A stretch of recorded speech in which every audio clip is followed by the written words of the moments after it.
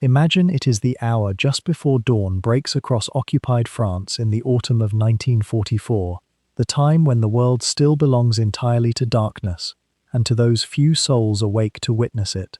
The sky above a German tank harbour somewhere in the rolling farmland near the Rhine is not yet black, but rather a deep, patient grey, the kind of grey that seems to hold the memory of night, even as the first hint of warmth begins its slow approach from the eastern horizon.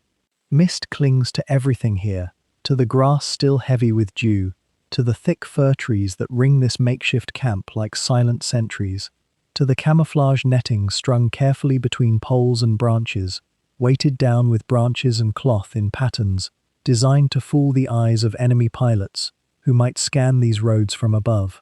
The air is very still. The war, which has raged for 5 years now across this continent, feels for a moment as though it is holding its breath.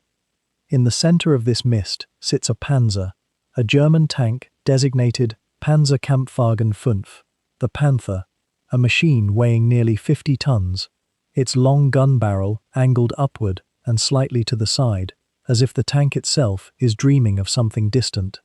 Its armor is painted in a camouflage scheme of dark grey and brown, with weathering that speaks of weeks on muddy roads and in temporary shelters. The netting above it sags slightly, weighted by collected moisture. Around it, other panzers sit silent, ghostly shapes in the fog, each one breathing the same cold, still air.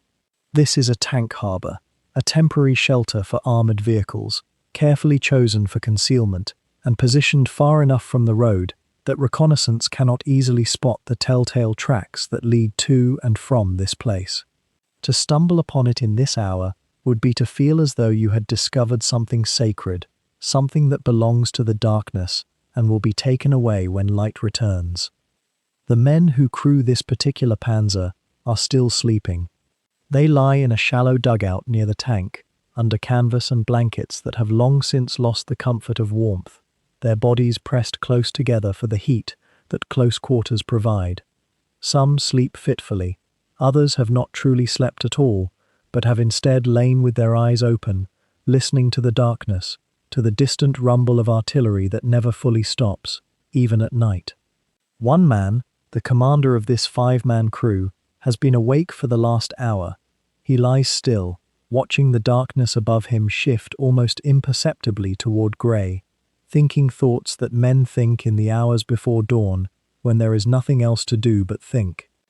If you find yourself drawn into the intimate, mechanical details of wartime experience, the texture of daily survival inside armoured steel, the unfiltered accounts of men who lived in conditions we can scarcely imagine, then I invite you to subscribe for more slow, deeply researched journeys through the forgotten hours, inside the machines and moments that shaped this history. Each documentary unfolds at a pace meant to honor both the accuracy and the humanity of what you're about to encounter. The mist continues to curl around the Panzer, indifferent to the men sleeping nearby. It moves through the fir trees with the patience of something that has existed long before this war and will exist long after it ends. The camouflage netting shifts slightly in the faintest breeze, and for a moment the morning star, which has been visible all through the long hours of darkness, seems to fade as clouds drift past it. The world is suspended here, caught between night and day, between the safety of darkness and the exposure that daylight will bring. In just a few hours, this tank harbour will erupt into the controlled chaos of a morning advance. Engines will turn over, metal will grind against metal, treads will churn mud into deeper ruts, the radio will crackle, maps will be unfolded, the men will become soldiers again, fully and completely.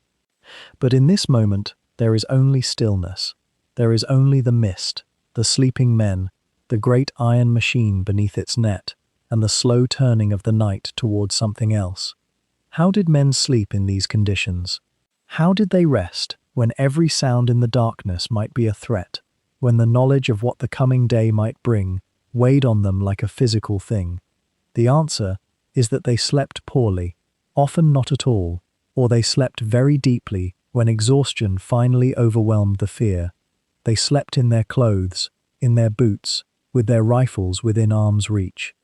They slept curled against one another for warmth, which meant that privacy and dignity were luxuries that had been surrendered months ago, surrendered so completely that they no longer even thought of them as luxuries, but simply as things that belonged to a different life, a different version of themselves that existed before they became soldiers inside this machine.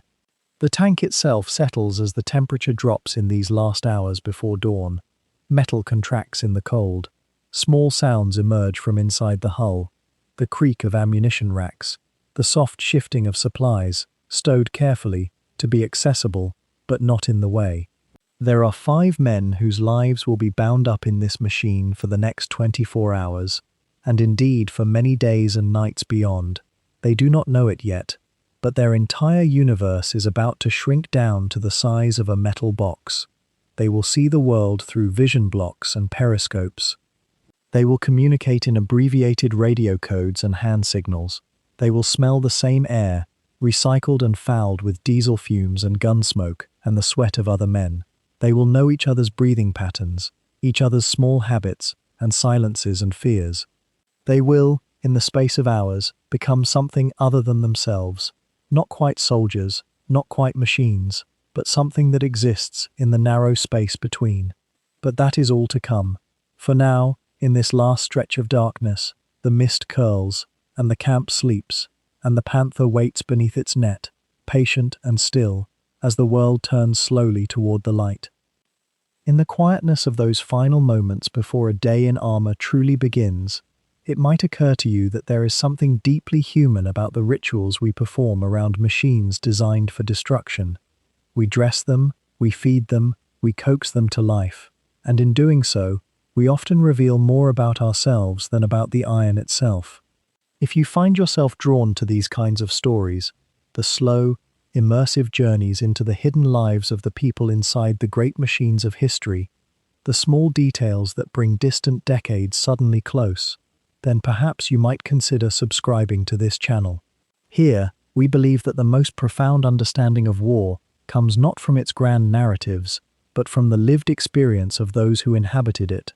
The weight of a shell in a loader's hands, the taste of lukewarm coffee at dawn, the particular sound a tank engine makes when it first turns over on a cold morning.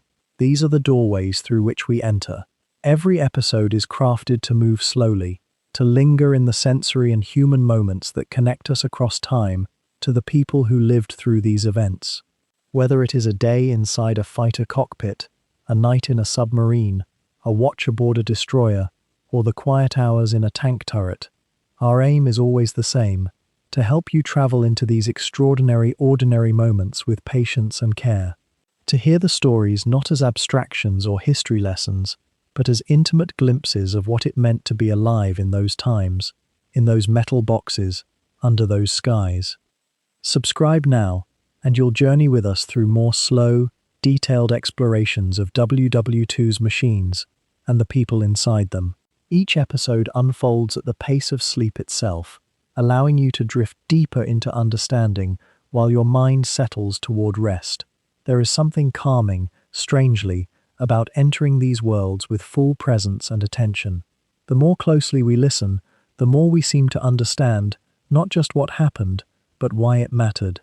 And in understanding the small human truths, we often find ourselves understanding the larger historical ones as well. So settle in with us. Let's continue now into the grey light of that German dawn, where 5 men are beginning to stir beside their tank, each with their own thoughts, their own small rituals, their own reasons for being there.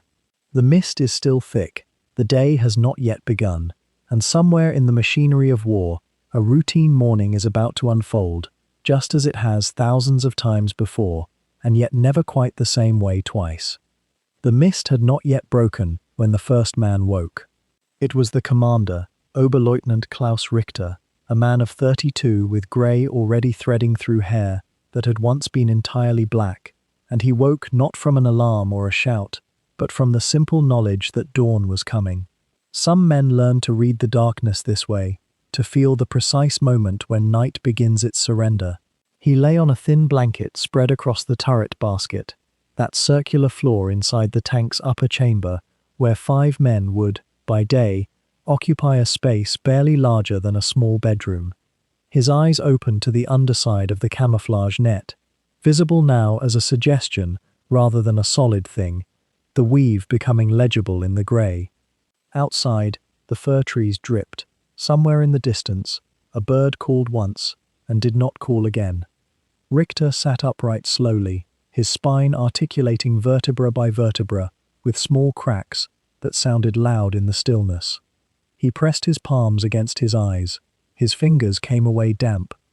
Had he been dreaming? Perhaps. He would not remember. He never did on mornings like this.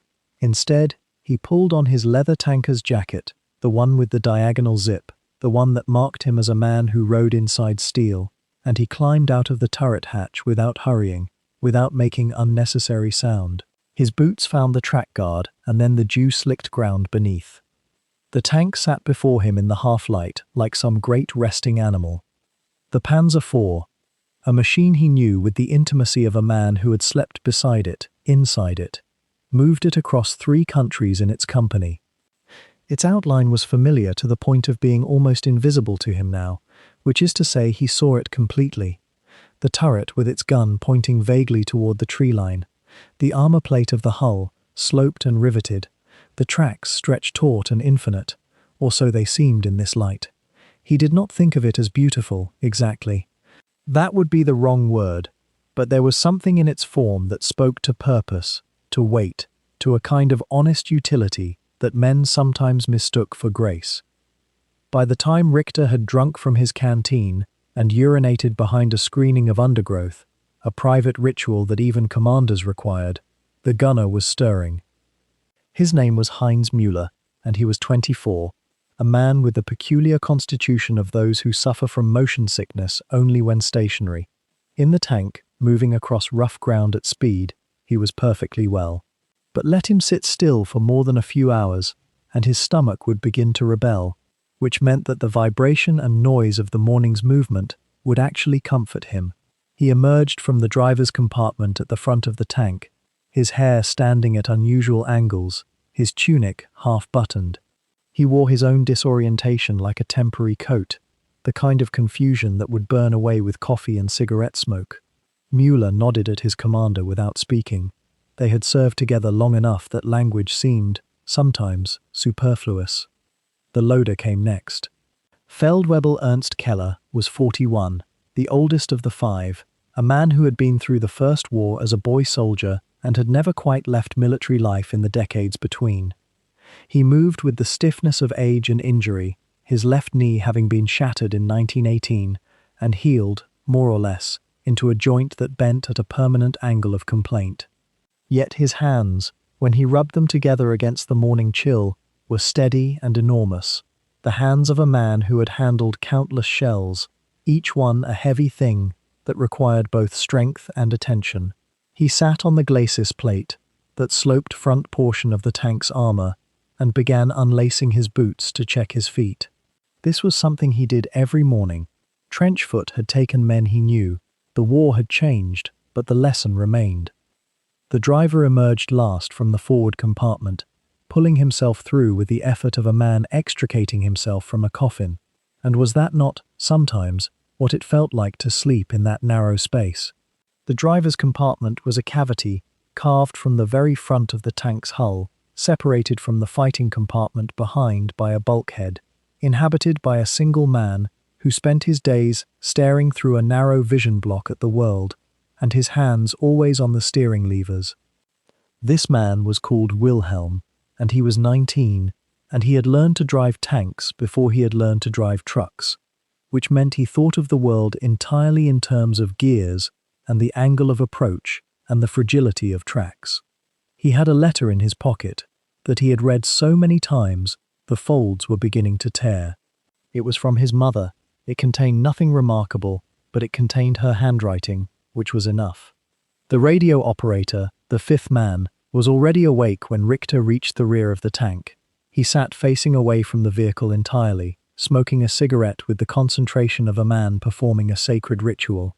His name was Georg Brenner, and he was 23, and he had possessed, before the war, a gift for languages. He could hear a thing once and reproduce it, whether it was the click of a particular regional accent or the tone of a radio signal through static. In peacetime, he might have been a musician. Instead, he had become the voice that carried invisible words across invisible distance, that translated the commander's intentions into radio codes and received, in return, crackling fragments of the world beyond their small armored universe. He had not slept well. You could see it in the way his cigarette smoke seemed to pain him, as if the act of breathing itself required concentration. Around them, the tank harbor was beginning to wake. Other crews, other machines.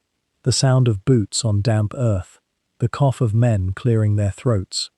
Somewhere, a small stove had been lit, and the smell of chicory coffee, the bitter, thin approximation that passed for coffee in these later years, began to drift through the mist. The 5 men of this particular crew did not rush toward it. They stood, instead, in the peculiar stillness that precedes work. Each man was thinking of something. Each man was preparing, in his own way, for the day to come. Keller's face was turned toward where the sun would eventually emerge. Mueller was counting something on his fingers, ammunition types perhaps, or the days until leave, or something else entirely that lived only in his own mind. Wilhelm had opened his letter again without reading it, simply held it where he could smell it, and Brenner, still smoking, had closed his eyes against the growing light, as if he might sleep standing up, as if the night might return if he simply believed it hard enough. Richter watched his men for a moment without seeming to watch them. This was something commanders learned early: how to see without appearing to observe, how to gather information from stillness. What he saw was not rebellion or fear or enthusiasm, but rather a kind of stoic preparation. These were men who understood, at the cellular level, that their survival depended on each other and on the machine they inhabited together. Nothing needed to be said about this. It lived in the space between them, like a thin, strong wire. The steel beneath their boots, the Panzer IV, designation Panzerkampfwagen IV, was, to the men who lived inside it, less a machine than a second skin, a metal body that had absorbed their habits, their breath, the oils of their hands across countless hours. But to understand the crew moving through its corridors at dawn, one must first understand the shape that contained them, the architecture of this particular cage, because every rivet and plate and hatch opening had been conceived not in abstraction, but in the careful calculus of survival. The armor itself, consider how it was layered. The frontal plate, that thick wedge of steel rising from the glacis, the sloped front of the hull, was angled deliberately, not for beauty, but because an angle deflects. Shells traveling at tremendous speed, when they strike a perpendicular surface, punch through, but angle that same surface, and sometimes the projectile tumbles, skids, spins away into the morning air. The Panzer IV's frontal armor, in the later models that these men knew, ranged from 30 to 80 millimeters in thickness, depending on which version was under their command, and they would have known this the way a sailor knows the depth of water, not as a number memorized from a manual, but as a presence felt in the bones, a weight that said how much shelter lay between them and what sought to pierce it. The sides of the hull were thinner. This was the trade every tank ever made: protection versus mobility, firepower versus the ability to move it. To armor every surface equally would have meant a machine so heavy it would sink into the earth with each movement, wheels spinning uselessly. And so the flanks were a compromise, perhaps 50 millimeters of rolled steel plate, enough to stop a rifle bullet at distance, enough to fragment a shell casing, but not enough to guarantee safety. This asymmetry, the men on the crew understood it, even if they never spoke of it directly. The vulnerable sides meant you had to move, had to position yourself with cunning. Now trace your fingers, as their fingers had traced, across the upper hull where the turret ring sat. This was perhaps the most elegant joint in the entire machine, a massive bearing of steel, a circular rail upon which 2 tons of turret could rotate, driven by hydraulics or, in older versions, by human muscle and a hand crank that would make your shoulders burn. The turret itself, that rising hump of sloped armor, was where the gun lived. The long barrel of the 75mm main gun protruded from the mantlet, a steel collar that allowed the barrel to recoil inward without the entire turret having to move backward. Inside the turret was the commander, the gunner, and beside them, in the crush of space, the loader, pressed so close that elbows touched constantly in a choreography no one thought about anymore. 3 men, in a space barely larger than a wardrobe. How does one imagine this clearly? The gunner sat cradled in a seat that could traverse with the turret.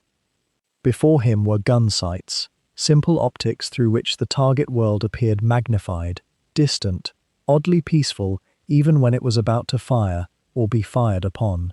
2 handles extended from the sides of his seat, hand cranks that allowed him to elevate and depress the gun without power assistance in emergency. The commander sat slightly behind, perched high enough to see outward through his own periscopes and a rotating cupola above the turret, his head sometimes outside the armor altogether when prudence was abandoned for the sake of forward visibility. The loader occupied the narrowest space, squeezed opposite the gun. Here sat the ammunition racks, the shells standing vertical in their clips, waiting.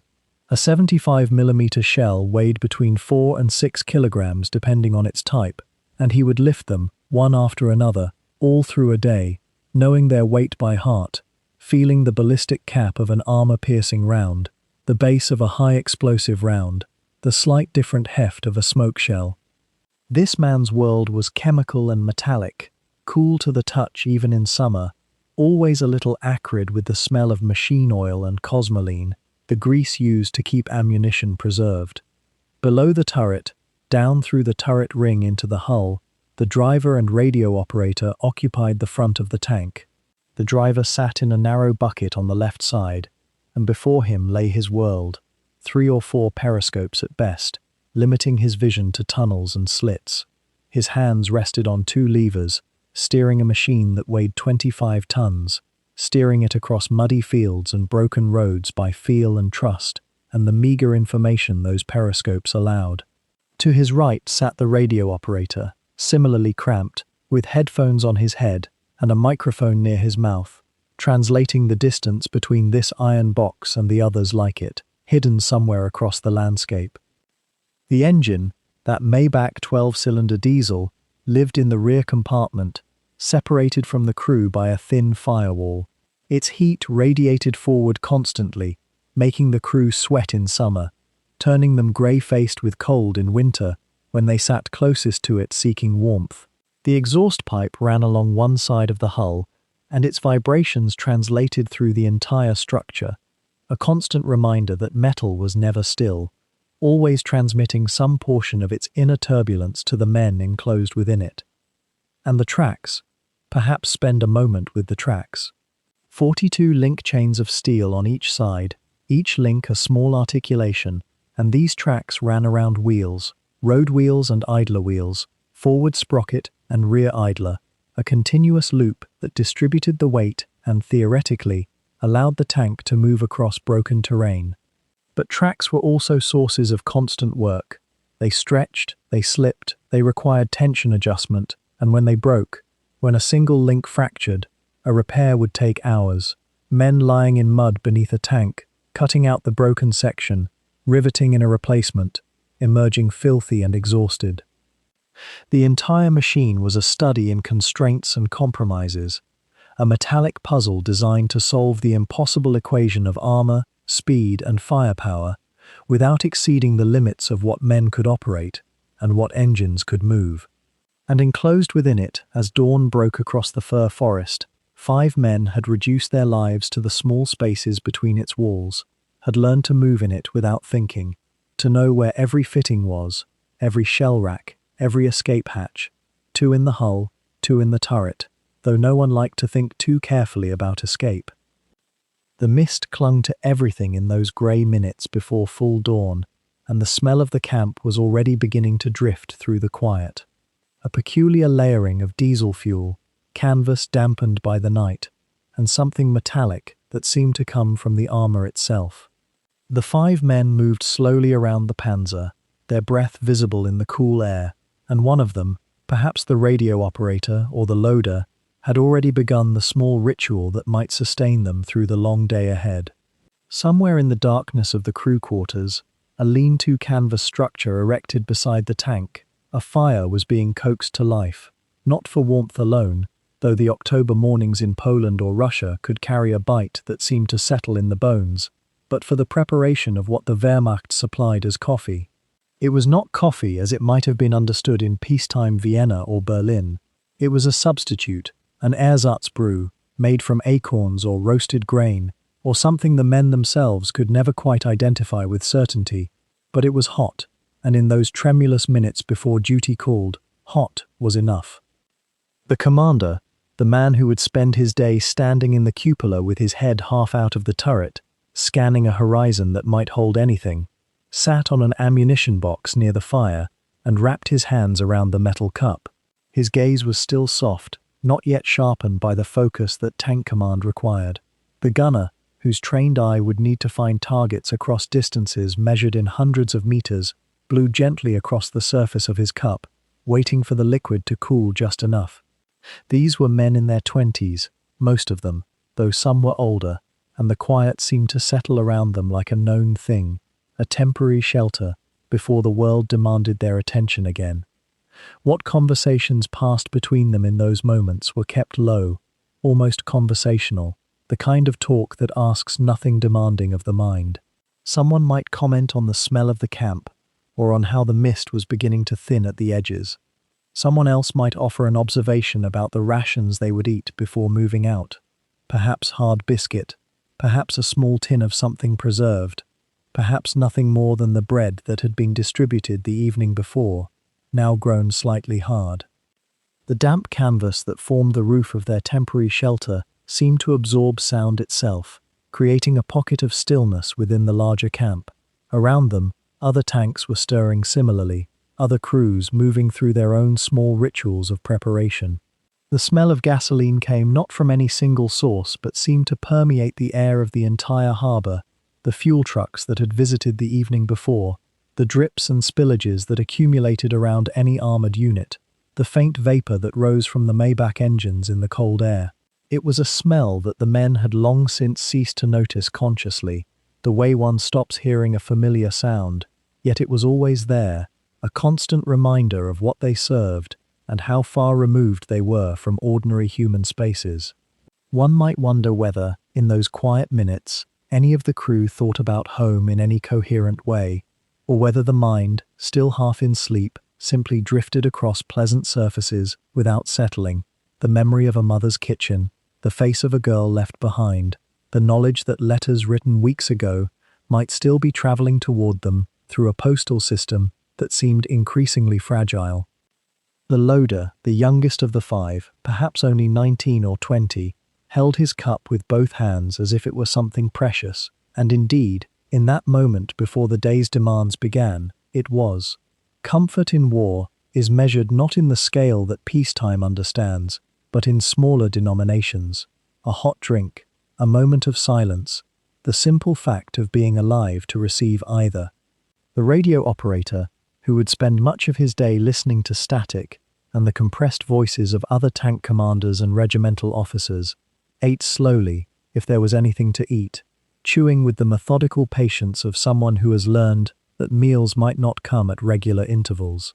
The driver, whose hands and forearms would ache by midday from the physical effort of controlling tons of steel across rough terrain, flexed his fingers occasionally, unconsciously preparing them for the work to come, though he may not have realized he was doing so.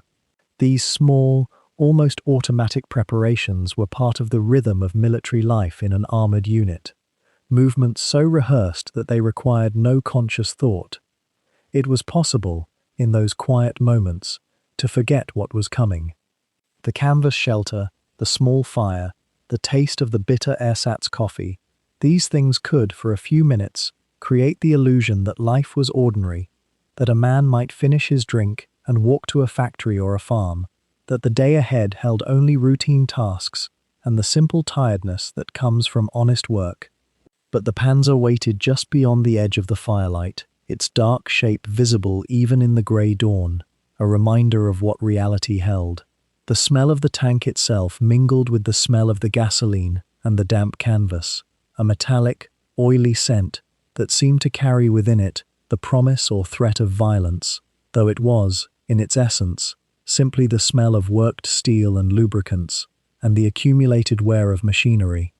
Was it possible that the men, in those last moments of relative peace, allowed themselves to sink into a kind of resignation, an acceptance of what the day would bring? Or did they, perhaps more often, simply exist in the present moment, holding warmth between their palms, and ask nothing of their minds beyond the simple pleasure of being, briefly, at rest? The fire would need to be extinguished soon. There were rules about such things, discipline maintained even in camps that were, technically, secure. The cups would be collected and rinsed if water was available, or simply left to be dealt with later if it was not. The men would stand, stretch muscles that had stiffened in sleep, and move toward the Panzer, with the weight of knowing that once they climbed into that cramped interior, the next hours would demand from them a kind of focus and awareness that was difficult to sustain. But those minutes were still ahead. For now, they existed in the in-between, the threshold between rest and labor, between the human need for quiet and the military machine's hunger for action. The mist continued to thin as the light strengthened, and somewhere in the distance, other tanks were already beginning to move, their engines turning over, with the deep growl that would soon become the constant background of the day. But here, in this small circle around the fire, for just a few more minutes, the camp held its breath. The morning air was thick with tasks, but there was a quietness to them, a kind of rhythm that the men had learned through repetition, the way a monk might return each day to the same prayers, finding something deeper in the familiar motions. One by one, they moved around the Panzer with their small metal tools and oil cans, and it was work that required attention but not urgency, work that had the texture of care. The track tension was the first thing to check, always the first thing, because a track that was too loose would slip and bind, and one that was too tight would strain the suspension and snap like a thin bone.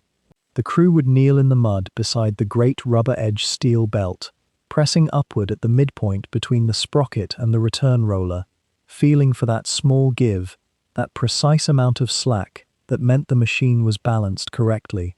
The manual specified how much it should flex under pressure, but the men who did this work every day developed a feel for it in their hands, something almost intuitive, and when it was right, there was a satisfaction in it, a small affirmation that the machine was ready.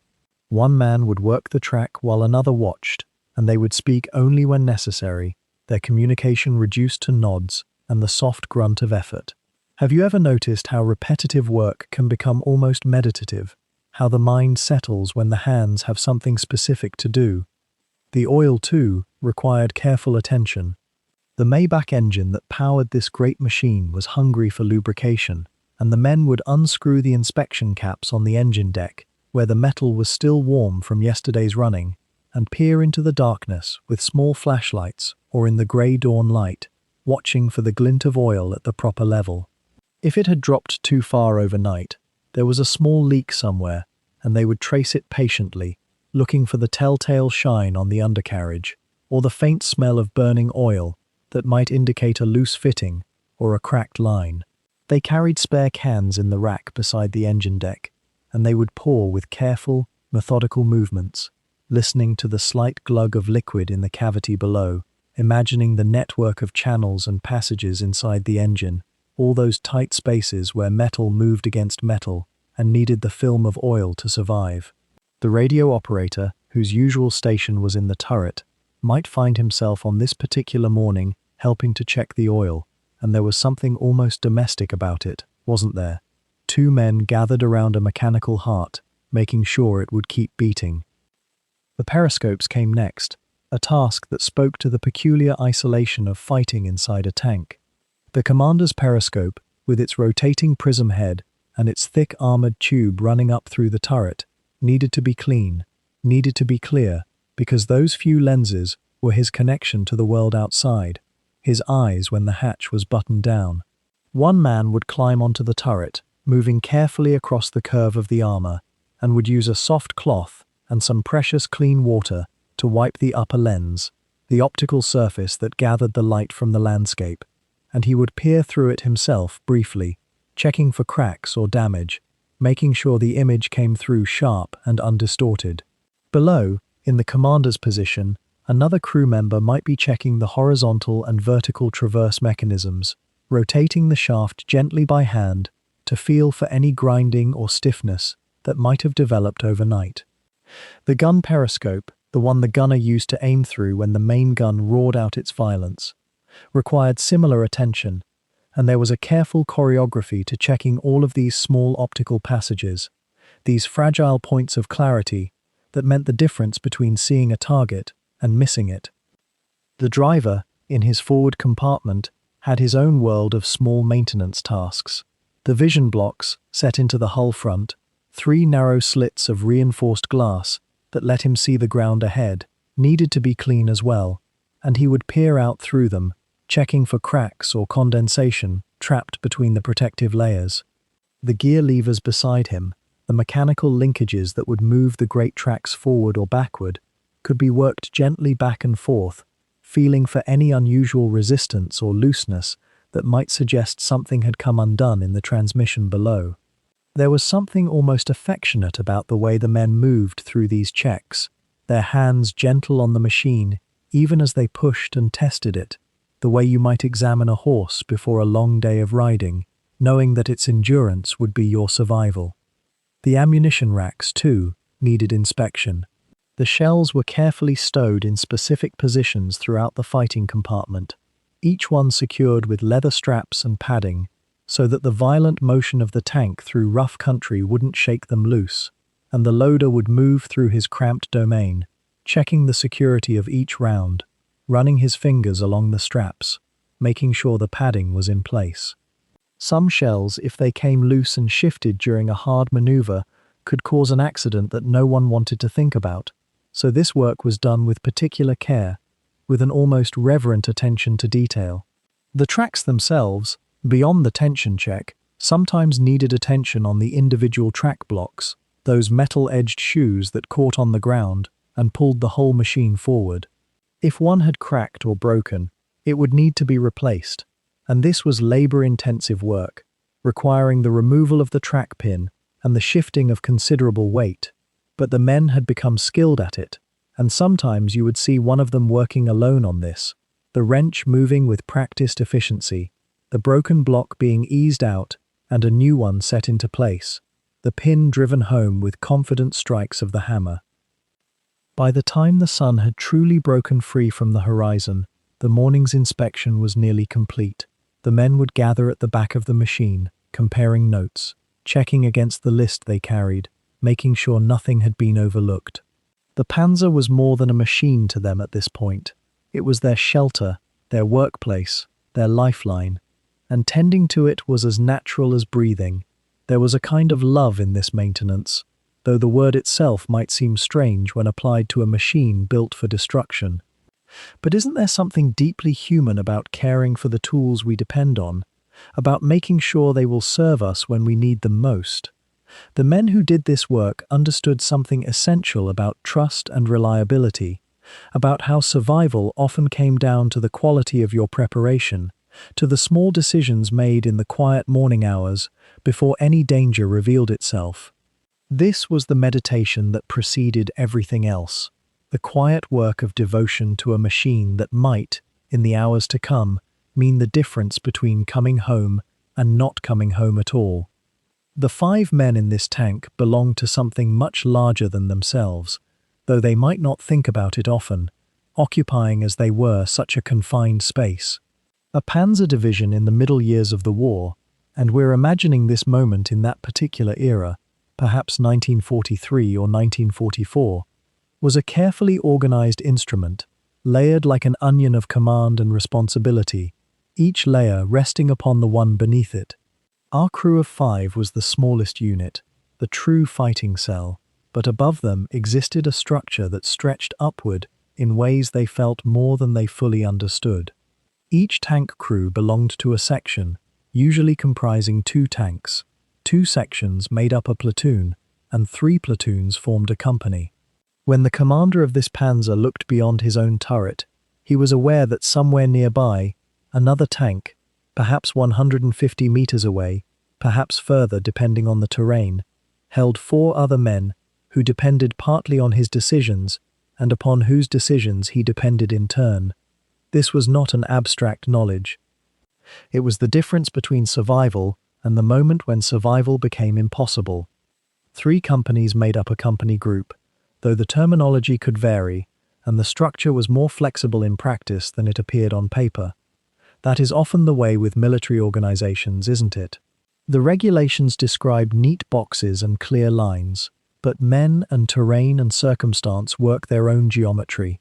The sergeant or officer commanding this particular panzer company would have perhaps 9 or 10 tanks under him, though on any given day, depending on maintenance status, losses, or reinforcements, this number could shift considerably.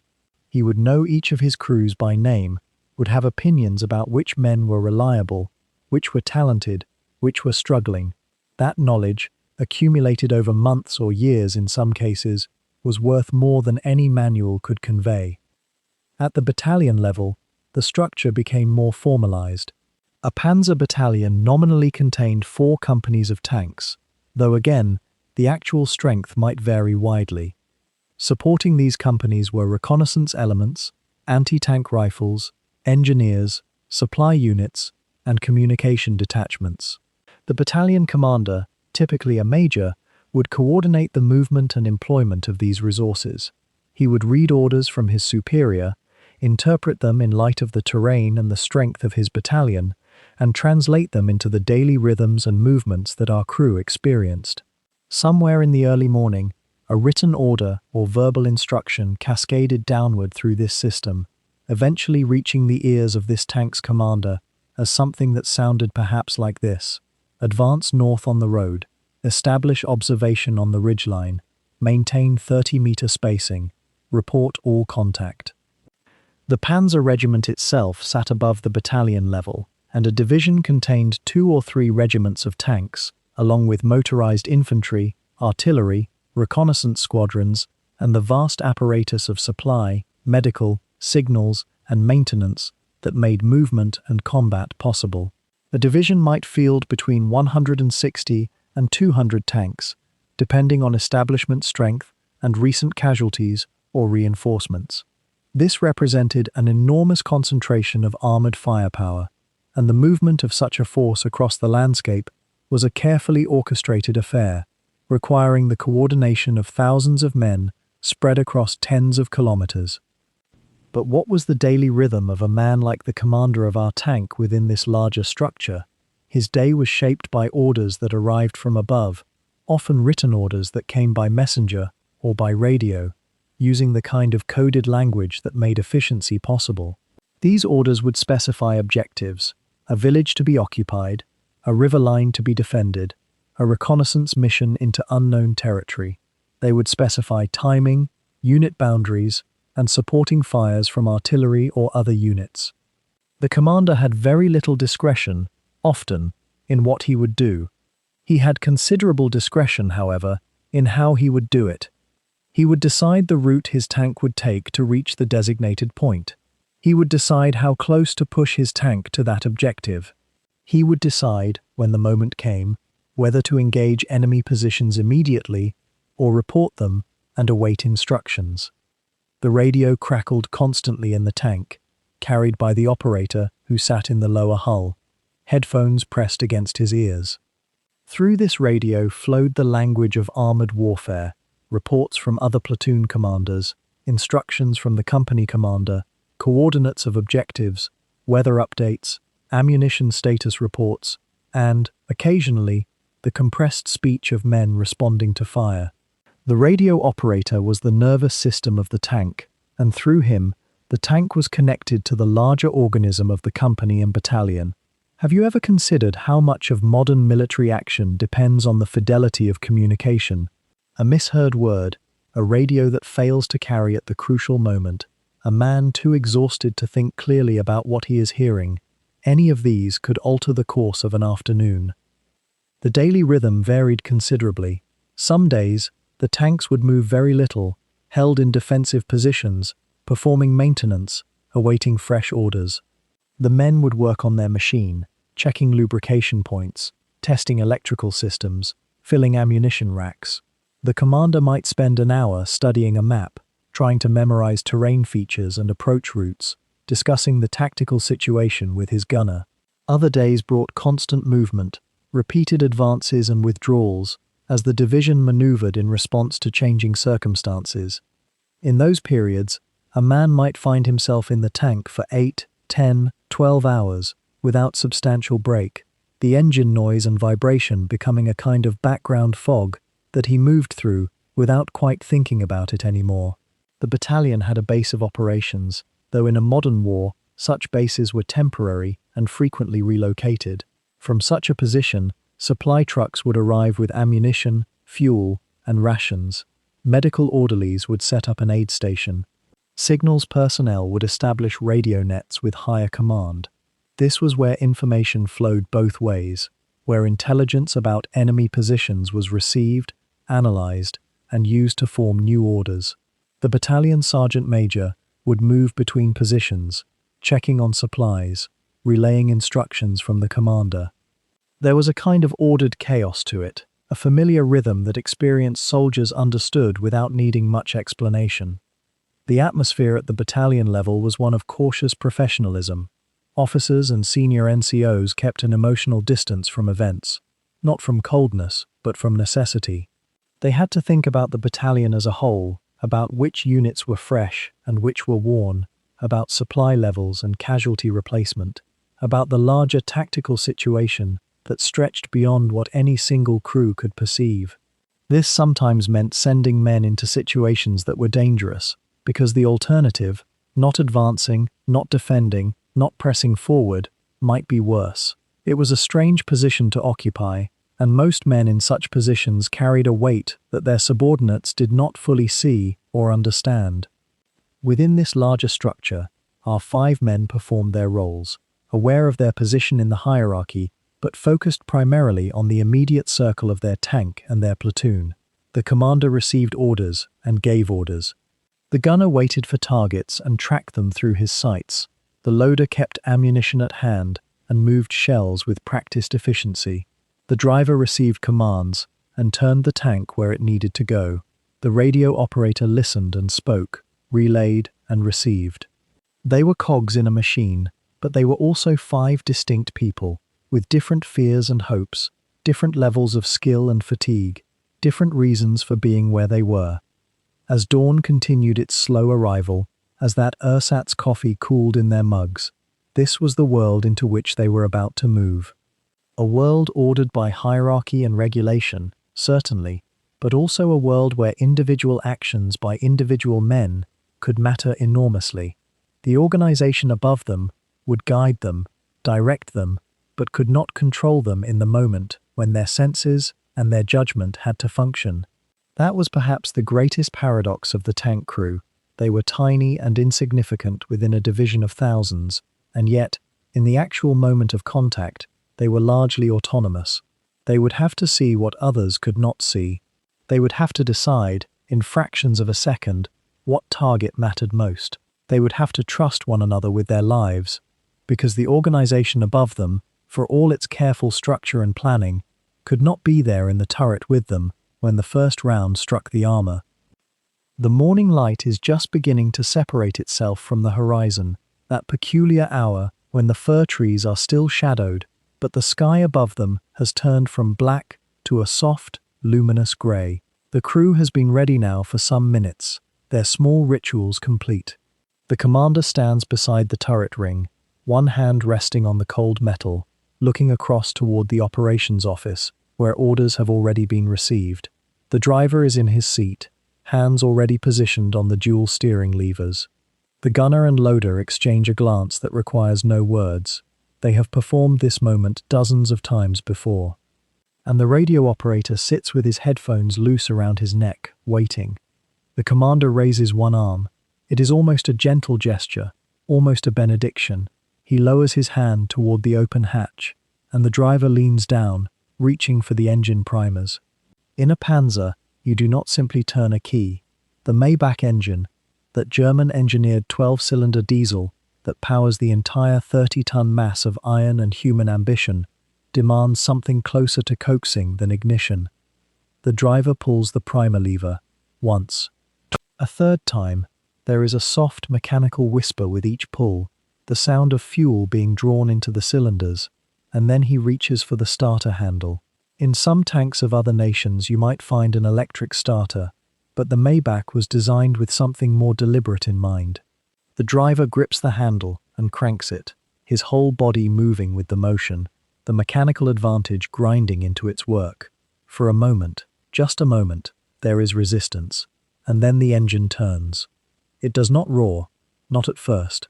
There is a cough, a deep and almost reluctant sound, as if the Maybach is stirring from genuine sleep and protesting the intrusion. Smoke begins to pour from the exhaust vents, thick and grey, carrying the smell of diesel fuel incompletely burned. The cough becomes a rumble. The rumble becomes a growl, and somewhere in that progression the engine catches hold of its own momentum and begins to turn with genuine intent. Do you know what it feels like to be standing in or near a tank when the engine wakes? It is not an explosion of noise and fury, despite what one might imagine from photographs. It is instead a thorough and complete awakening of the entire machine, a transformation that begins in the fuel injectors and spreads outward through every rivet, every welded seam, every plate of armor.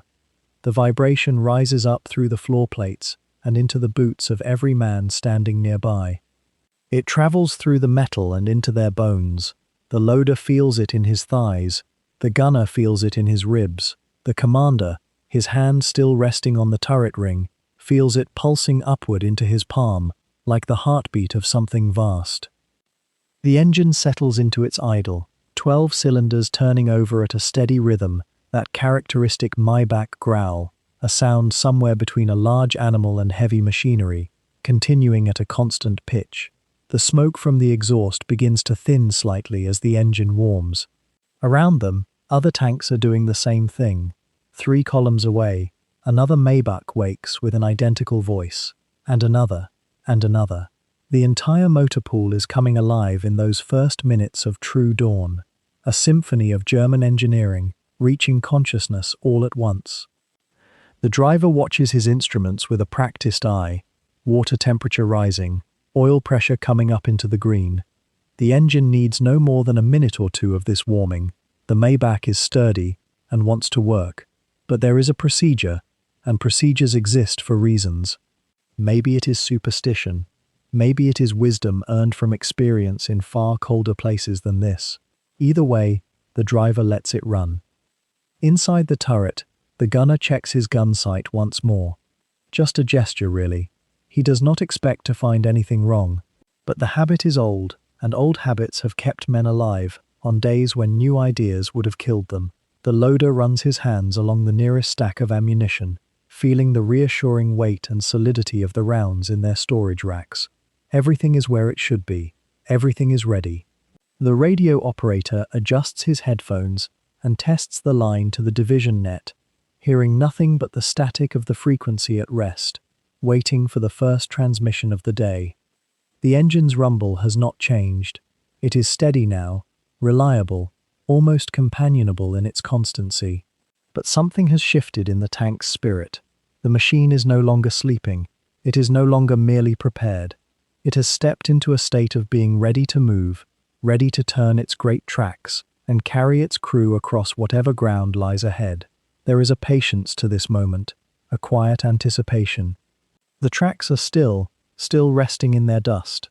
The gun barrel still points at nothing in particular, but the engine thrums, and with its thrumming comes a subtle transformation. The commander looks at his watch. 2 minutes have passed, perhaps 3. He nods, a small gesture, almost imperceptible. The driver reaches for the gear lever. It is a worn thing, smooth from hundreds of hands and thousands of movements. He engages forward gear. The engine note drops slightly as the load is applied, becoming a deeper, more focused sound. The entire tank seems to lean forward, though of course it does not move. Not yet. The engine is simply asking the transmission to prepare, to ready itself for motion. And in that moment of suspension, between stillness and movement, between sleep and waking labor, the Panzer is perhaps most fully itself. It is a machine alive now, every system running, every man at his station, every possibility contained within the next few seconds. The driver's hands tighten on the steering levers. The gunner sits with his hands on the gun's elevation controls, though there is nothing to elevate toward yet. The loader steadies himself. The radio operator listens to the static as though it might speak. The Maybach engine continues its steady growl, patient and powerful, waiting for the next command. The morning light, still grey and cool, reflects off the dusty armor plate.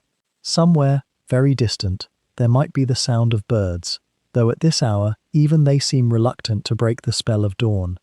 The tank sits, fully awake now, all its attention focused on the road ahead and the day that will unfold once the commander gives the signal to move out. The order came through radio static just after dawn broke the tree line, and within minutes, the column began to move. First came the sound, not the roar that Hollywood remembers, but something deeper and more rhythmic, a percussion of metal on metal as track links engaged the drive sprockets, and the Panzer eased forward out of the camouflaged harbor. The driver felt it first, that low vibration humming up through the floor plates and into his boots, a sensation that would become, by the end of a 12-hour march, almost hypnotic in its constancy. Beside him in the turret, the commander stood with his head and shoulders exposed to the weak morning light, one hand steady against the cupola rim, the other holding a folded map whose creases had deepened over weeks of handling. The column stretched out along the narrow rural road in a disciplined line, spacing maintained so that no single shell or mine could claim more than one tank at a time, a hard-learned lesson, repeated in doctrine and whispered in crews' conversations the night before. Behind the Panzer came supply trucks, their canvas tarpaulins still dark with dew, and scout motorcycles ranging ahead through the mist that hadn't yet lifted from the fields. The rhythm of the track became almost musical, a syncopated grinding that shifted slightly with each variation in the road surface. Packed earth gave different harmonies than gravel. Stone sent vibrations through the hull in a higher register that made even the loader, crouched low in his ammunition compartment, aware of the terrain below without seeing it. The commander's eyes traced the map constantly, his finger moving along pencil-marked routes that headquarters had provided at briefing, though everyone understood that maps were suggestions, subject to the facts of what actually lay ahead. His binoculars hung ready around his neck, catching the weak sunlight in brief flashes. The road curved gently through a landscape of small farms and copses, hedgerows that had stood for generations, suddenly taking on new significance, places where ambush might hide, where observation could be maintained, where the landscape itself became a text to be read carefully. He folded the map smaller, managing it with practiced fingers, comparing what he saw to what the paper promised.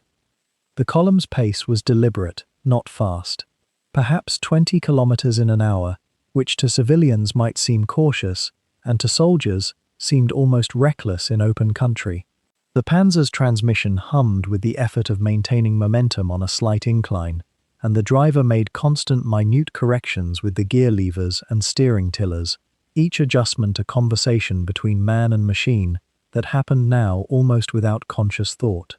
Behind him, the radio operator sat with headset on, ready to relay any change of orders from battalion headquarters, monitoring the net for any sign of trouble ahead or to the flank. The static hiss and occasional coded transmissions created a low sonic backdrop to the grinding of tracks, a reminder that they were not alone, that somewhere above and beyond them, other tanks moved in parallel columns, other commanders studied other maps under morning skies. The commander watched a farmhouse pass on the left. It was empty now, windows dark, no smoke rising from the chimney. Had it been abandoned in advance of their movement, or days ago? The uncertainty lived briefly in his mind and then released, as there was nothing to be done about it. Ahead, the road climbed slightly, and the engine note deepened, the Maybach cylinders working harder to push nearly 50 tons of steel and men upward.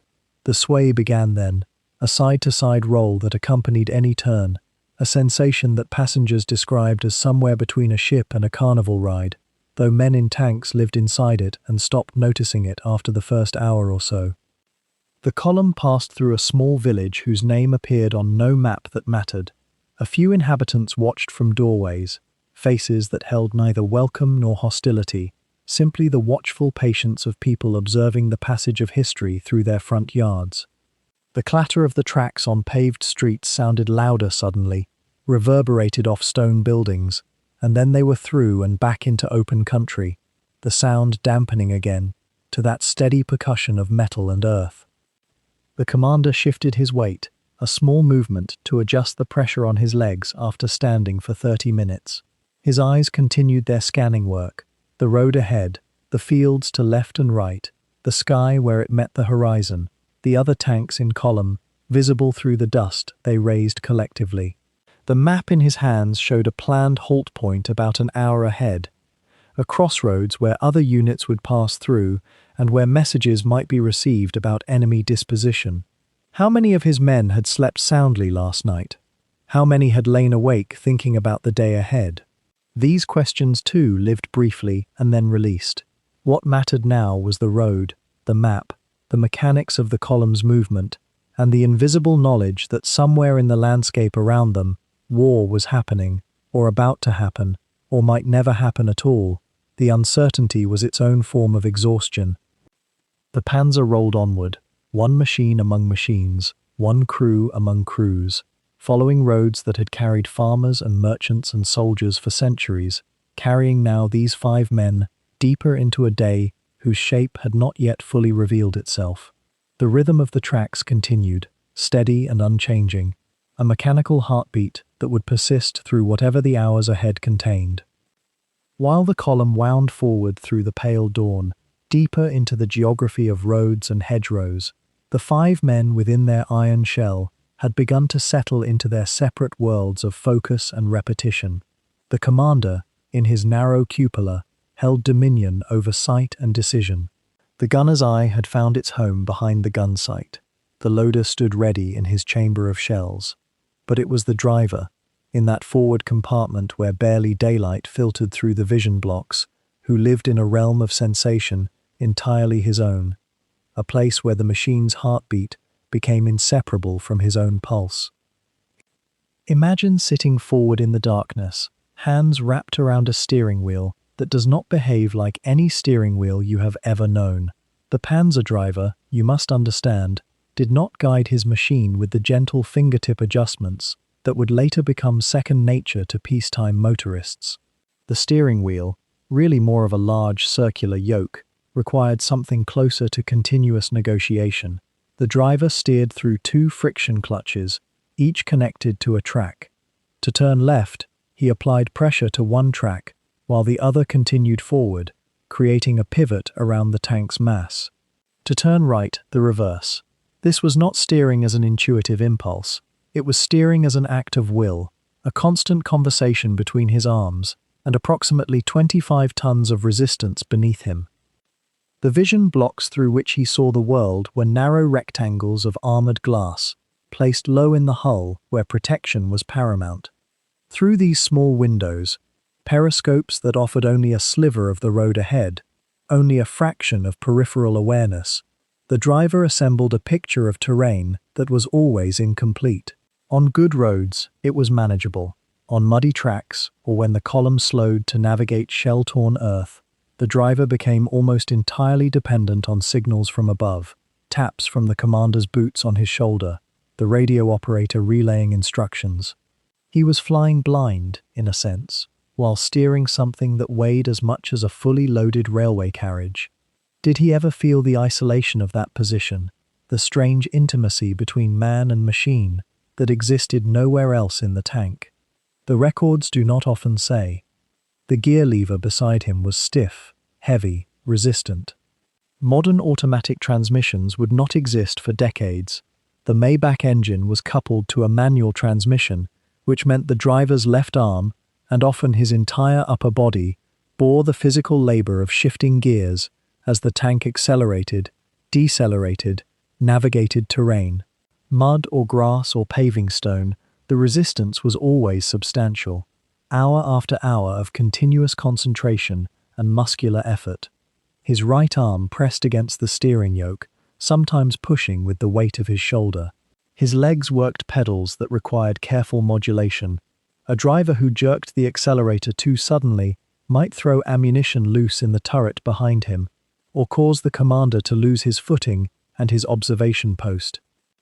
By mid-morning, after perhaps 3 or 4 hours at the controls, the driver's forearms would begin to ache with a deep, muscular fatigue that had nothing to do with nervousness and everything to do with physics.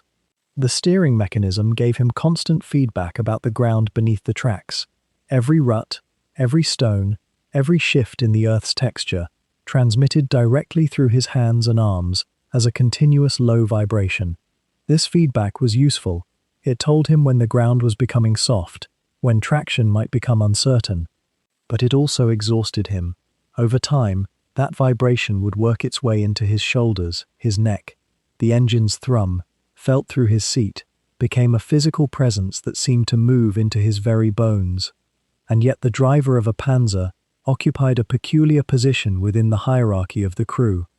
He was not responsible for aiming, not responsible for decisions about target or maneuver. Those rested with the commander. In one sense, his was the most straightforward role: point the machine where he was directed, maintain the desired speed, handle the terrain. But in another sense, he bore the entire machine's weight, literally, through his hands and his attention. The driver could not look away for even brief moments. He could not afford the luxury of distraction, the way a soldier in a fixed position might allow his mind to wander. If he became careless, if his concentration slipped even slightly, the consequences fell not just on him, but on his 4 crewmates and on the machine itself. The physical reality of this work was often underestimated. Historians and accounts tend to focus on the dramatic roles: the commander, the gunner, and their decisions, their visibility, their moral weight. Yet the driver, sometimes for 12 or 14 hours in a single day, would be locked in a low-intensity struggle with the machine and the landscape, a grinding battle of concentration and muscular endurance that left him exhausted in a way that was almost difficult to articulate. How does one describe exhaustion that is not born of fear or excitement, but simply of sustained, repetitive physical effort? The records speak of drivers' hands that became calloused, of men who developed chronic aches in their shoulders and necks. Some drivers reported that after extended periods at the wheel, they would feel the phantom vibration of the tank engine even when they stepped out of the machine, as though their bodies had become partially calibrated to that frequency. By noon, the driver had been awake for perhaps 8 or 9 hours. He had navigated the column away from its night harbor, managed the terrain as it shifted from farmland to more open country, and maintained the spacing and speed that the commander required. Sweat would gather under his uniform despite the cold air that filtered through gaps in the hull. His concentration would begin, very slightly, to thin. This was when mistakes happened. This was when a driver might misjudge a turn or allow the tank to drift from its place in the column. And this was why good drivers were valued and poor ones were replaced.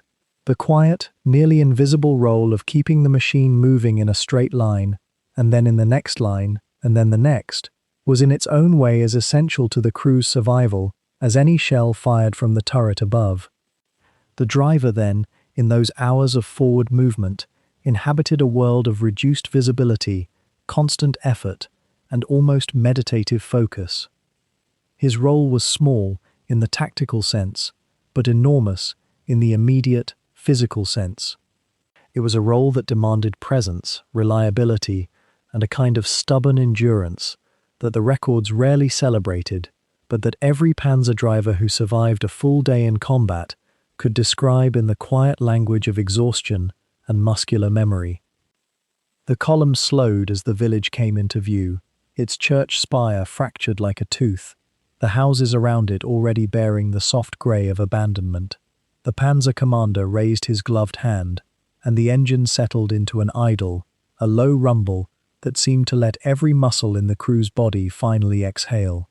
They had been moving since before the sun was properly high, and now, in the peculiar mathematics of a midday halt, time seemed to stretch differently. There were perhaps 2 hours before orders would crackle through the radio again, 2 hours that belonged almost entirely to the men. The loader, a young fellow named Klaus, with reddish hair that stood up when he removed his padded tanker helmet, was the first to drop through the hatch. He stood on the hull for a moment, letting the warm air move across his face, his eyes half closed. Around him, the other panzers in the platoon were cooling, their engines ticking like insects in the spring heat. Men emerged slowly, stiffly, as though their joints might break if hurried. The driver, Hartmann, was already working his shoulders in circles, his neck cracking audibly. 5 hours hunched in a driver's compartment, peering through vision blocks no larger than a man's fist, left everything wound tight. The commander, Oberscharführer Steiger, a man of perhaps 30 with the kind of weathered face that looked as though it had been exposed to every season at once, spread a canvas tarp on the hot earth beside the tank's enormous track. He sat and began carefully unlacing his boots. This was ritual. This was necessary. Trench foot could kill you as surely as a shell, and Steiger knew it as well as he knew the inside of his turret. The gunner, a quieter man called Dietrich, settled beside him and did the same, his socks damp with sweat and the particular dampness that came from hours of immobility in an iron box. He peeled them away carefully, as though his own feet were something precious that might break. Around them, the summer air moved slowly, and the warmth sank into their skin like something they had forgotten they could feel. Klaus had produced a small packet of letters from somewhere inside the tank, letters that had been handed down the supply line 3 weeks prior. The paper was thin, stamped with the date and the sender's name in careful script. He sat in the shadow cast by the gun mantlet and opened one, squinting at the words. His mouth moved slightly as he read, though no sound emerged. This was peculiar, perhaps, this silence around letters, but it was how men honored them. They did not read aloud, they read alone, even in company, each word becoming something private and almost sacred. The radio operator, Rolf, had emerged from the turret with a small cloth sack containing what passed for lunch. There were some hard biscuits, a tin of something that might have been meat or might have been something else entirely, and a wedge of cheese that had begun to sweat in the heat. He set these out without ceremony on a piece of cardboard, and the men helped themselves slowly, eating with the particular attention of people who had learned not to take food for granted. The biscuits were thick and would take effort to chew, but nobody minded. It was better, somehow, than rushed eating. It filled time. Steiger, his feet now drying in the sun, began to laugh. It was a quiet sound, almost startled, as though laughter had surprised him by existing at all. "Hartmann," he said, nodding toward the driver, "you should have seen yourself coming through the hedgerow. Your face was like a man trying to thread a needle while someone was shaking the table." Hartmann grinned, a crooked expression that made him look younger than his 24 years. I could see nothing, 3-inch vision blocks, and what I could see was mostly my own boots, and a lot of hopes that the steering wouldn't jam. How was I to know there was a shell hole there? "You weren't," Steiger said, and the simplicity of it, the acceptance of it, seemed to allow everyone present to relax a degree further. The tank had handled it. The machine was resilient in ways that were almost patient, absorbing the small indignities of countryside warfare and rolling onward. Klaus looked up from his letter, which he had now folded carefully back into its envelope. "My sister is pregnant again," he said, offering this information in the way one might observe that the sky was blue. "Third child. She writes that the neighbor woman has been terrible about it, but the midwife is kind." "Will it be a boy?" asked Rolf, though the question seemed almost philosophical, as though birth and gender and the continuation of life were things too distant to be entirely real. "She doesn't know. She says she hopes for a daughter this time, because the boys always remind her of her first husband." Klaus paused, and the pause held the weight of multiple previous conversations about Klaus's sister's first husband, who was not coming home. Nobody needed to say this aloud. Dietrich had set his cleaned feet against the warm metal of the tank's side, letting it draw out the remaining damp. His eyes were almost closed. "When will you see them again?" he asked quietly. "I don't know," Klaus said, and he said it with the peculiar honesty that only those who have stopped hoping can manage. After, sometime after. And nobody contradicted him, because they all understood that after was a place they might not reach, and that speaking of it too definitively was a kind of tempting of fate. Instead, they sat in silence for a while, the men of the Panzer, each of them alone, with their feet drying, and their letters, and their small calculations of futures that might or might not exist. Hartmann pulled on his socks, which were still damp, and then his boots, working methodically to ensure they were properly laced. A blister starting on his heel would become a problem in 3 hours. He knew this. He had learned this in the way men learn through pain. The others were similarly preparing themselves, restoring their outer shells, checking that buttons were fastened, and that nothing had fallen or broken in the time of sitting. The tank was ticking softly now, cooling in the summer warmth, and somewhere in the distance, a bird was calling. It seemed impossible that there could be birds, that life could continue in so ordinary a way, and yet there was the bird, indifferent to the iron and the men and the fractured church spire. Steiger stood, and the others, watching for his movement the way men do, began to gather themselves.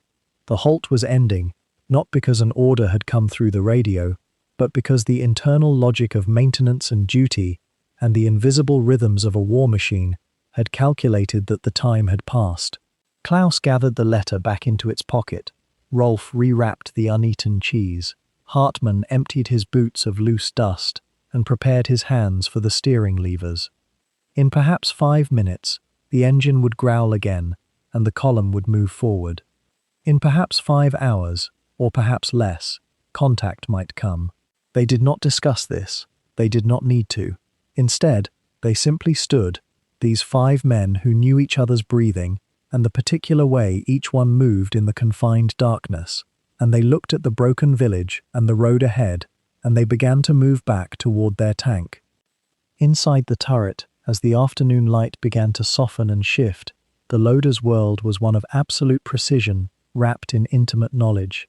His station occupied perhaps 2 cubic meters of space, though it never quite felt that way. The Panzer's interior had a way of compressing distance, folding time into small, repeated gestures. The loader, often the youngest of the 5, sat on the left side of the gun breech, surrounded by the instruments of his craft, and his day was built entirely around the mechanical marriage of shell and cannon. The ammunition racks that lined the turret walls held rounds in careful arrangement, each type distinct in weight, in profile, in the particular mathematics it would perform when fired. Consider for a moment the sheer variety he carried within arm's reach: armor-piercing solid shot, the dense tungsten cores that punched through enemy steel like a thought through air, high-explosive shells with their blunt noses and thicker walls, designed to shatter fortifications and unravel the soft machinery of infantry positions, and the incendiary rounds, though these were used sparingly, reserved for specific targets that the commanders whispered about, in tones that suggested knowledge the younger crew members didn't need to hold. Each round weighed differently in his hands. The armor-piercing shot felt heavier than its dimensions suggested, compressed mass that wanted to drop straight downward, while the high-explosive shells were bulkier, more temperamental, requiring gentler handling because of the fuses that sat in their noses like tiny mechanical hearts. The loader's routine was one of rehearsed silence. Hours of training had reduced his movements to something approaching meditation, a dancer's precision applied to the feeding of destruction. When the gunner elevated the breech slightly, when the commander called out a new target, the loader's hands had already begun their choreography. He would stand slightly, brace himself against the turret wall with one hand, while reaching with the other toward the nearest round that matched the gunner's unspoken need. How did he know which ammunition was required? The gunner had already set it in his mind, had calculated range and target through his optics and the range-finding equipment, and the loader had learned to read the smallest gesture, the angle of a shoulder, the quality of silence that meant armor-piercing rather than explosive. It was a language spoken through the body. The round itself, let us speak of it as a complete object for a moment, was a composite thing. The shell, or projectile, was married to a brass cartridge case that held the charge. The propellant was cordite, or a similar explosive compound, carefully measured, because too much created dangerous pressures and too little meant the round might not achieve its intended velocity. The entire assembly sat in the loader's lap while he waited, heavier than it should be, warm from the afternoon sun that had penetrated the turret walls, patient as a burden only grows patient when you have carried it long enough. When the order came, and orders came through the intercom system, the gunner's voice crackling directly into the loader's headset, the movements began. The loader would pull the round from the rack, rotating his body in the confined space to align it with the breech. The gun could only accept ammunition when the breech block was open, which happened automatically when the gunner and commander worked their controls, and in that moment, the loader became the final instrument in a chain that stretched from the commander's decision, through the gunner's calculations, into the physical act of loading. He would slide the round into the breech, a motion that required both strength and delicacy, because jamming a round meant precious seconds lost, and seconds in combat were currency of an irreplaceable kind. The brass case and the projectile had to seat properly, had to nest into the rifled chamber with certainty, and once they were positioned, the breech block would close with a mechanical finality that echoed through the turret like a judgment pronounced. The choreography repeated. Fire, reload. The loader's world was contained entirely within this cycle, and within it existed a strange peace that perhaps only those who have trained their bodies to accomplish a single task with perfection might understand. Between rounds, he might catch his breath, might wipe sweat from his eyes, might allow his gaze to drift for just a moment across the turret, acknowledging the other crew members in their stations, the commander above him, peering through his periscope, the gunner beside him, hands resting on his elevation and traverse controls, the driver and radio operator forward and below, out of sight, operating in their own sealed compartments. They were connected only by headsets and the vibration of the engine, 5 separate worlds of consciousness housed in a single shell of steel. What passed through a loader's mind during long stretches without combat, and there were such stretches, despite what history books sometimes suggest. He might count the remaining rounds, a running inventory that became almost meditative. He might check the fuses on the high-explosive shells, running his thumb carefully over the small mechanical components at the nose of each round, ensuring nothing had loosened or shifted in the turret's constant rocking motion. He might allow his fingers to learn the contours of each ammunition type by touch alone, so that even in darkness, even if the battle lights failed, and they sometimes did, he could reach and load with absolute certainty.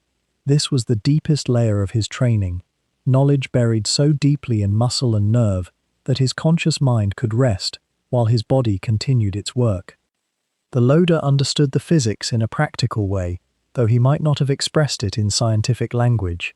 He knew that the breech closure had to be absolute or dangerous gases would escape sideways. He understood that the recoil, generated by the explosion of cordite, would drive the gun backward along its cradle, and that the recovery mechanism would return it to battery, ready for the next shot. He could feel these events through his body, through the metal he was pressed against, through the transmission of force that made the entire turret shudder with each discharge. The gun might fire 20, 30 or more rounds in rapid succession during a fierce engagement, and the loader's arms would burn, his shoulders would feel as though they might separate from his body, his breathing would become ragged and conscious rather than automatic. But he would load. The choreography would continue, muscle memory overriding exhaustion, because the alternative, hesitation, slowness, fumbling, meant vulnerability. The ammunition itself represented the cutting edge of industrial capacity. The tungsten cores in the armor-piercing rounds came from careful metallurgical processes.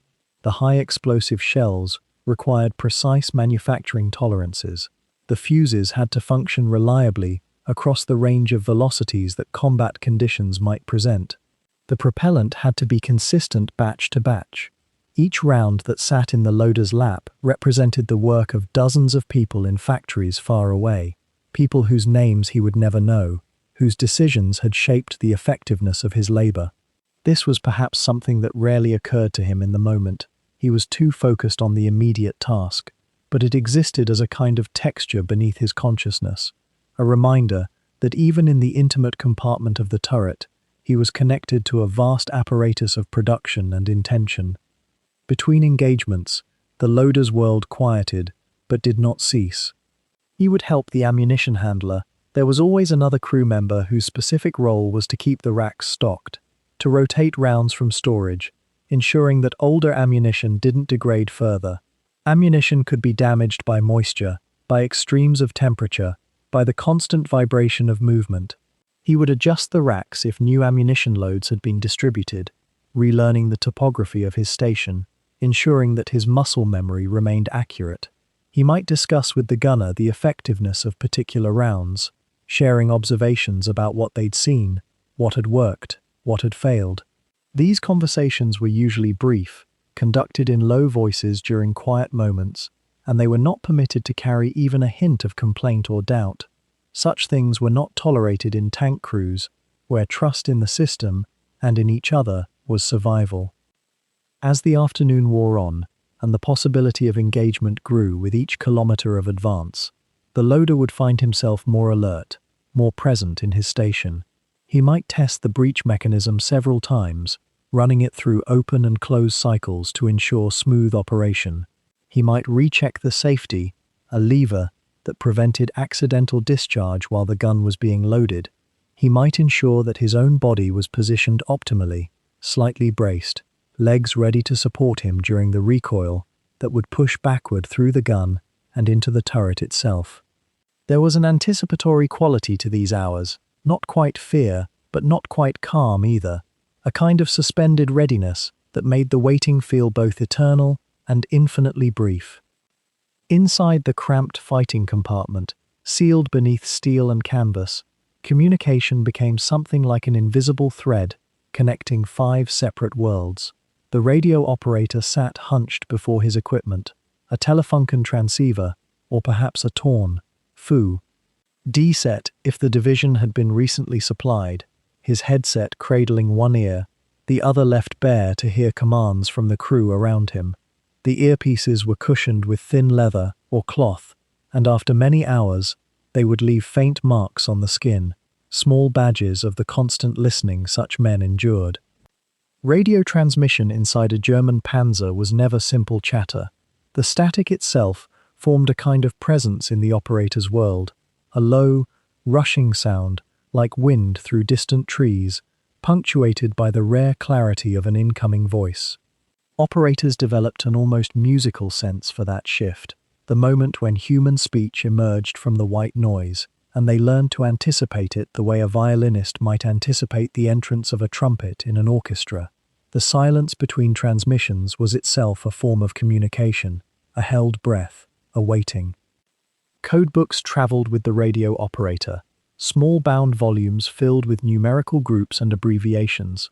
A complete transmission might consist of only 6 or 7 numbers, each representing an entire tactical phrase. Rather than saying, "We have spotted enemy armor moving northeast," the operator might send something simpler, perhaps a sequence like 2649, each digit contributing to a meaning locked within military encryption. These codes existed in layers. There were tactical codes for movement, operational codes for supply, and strategic codes known only to higher command.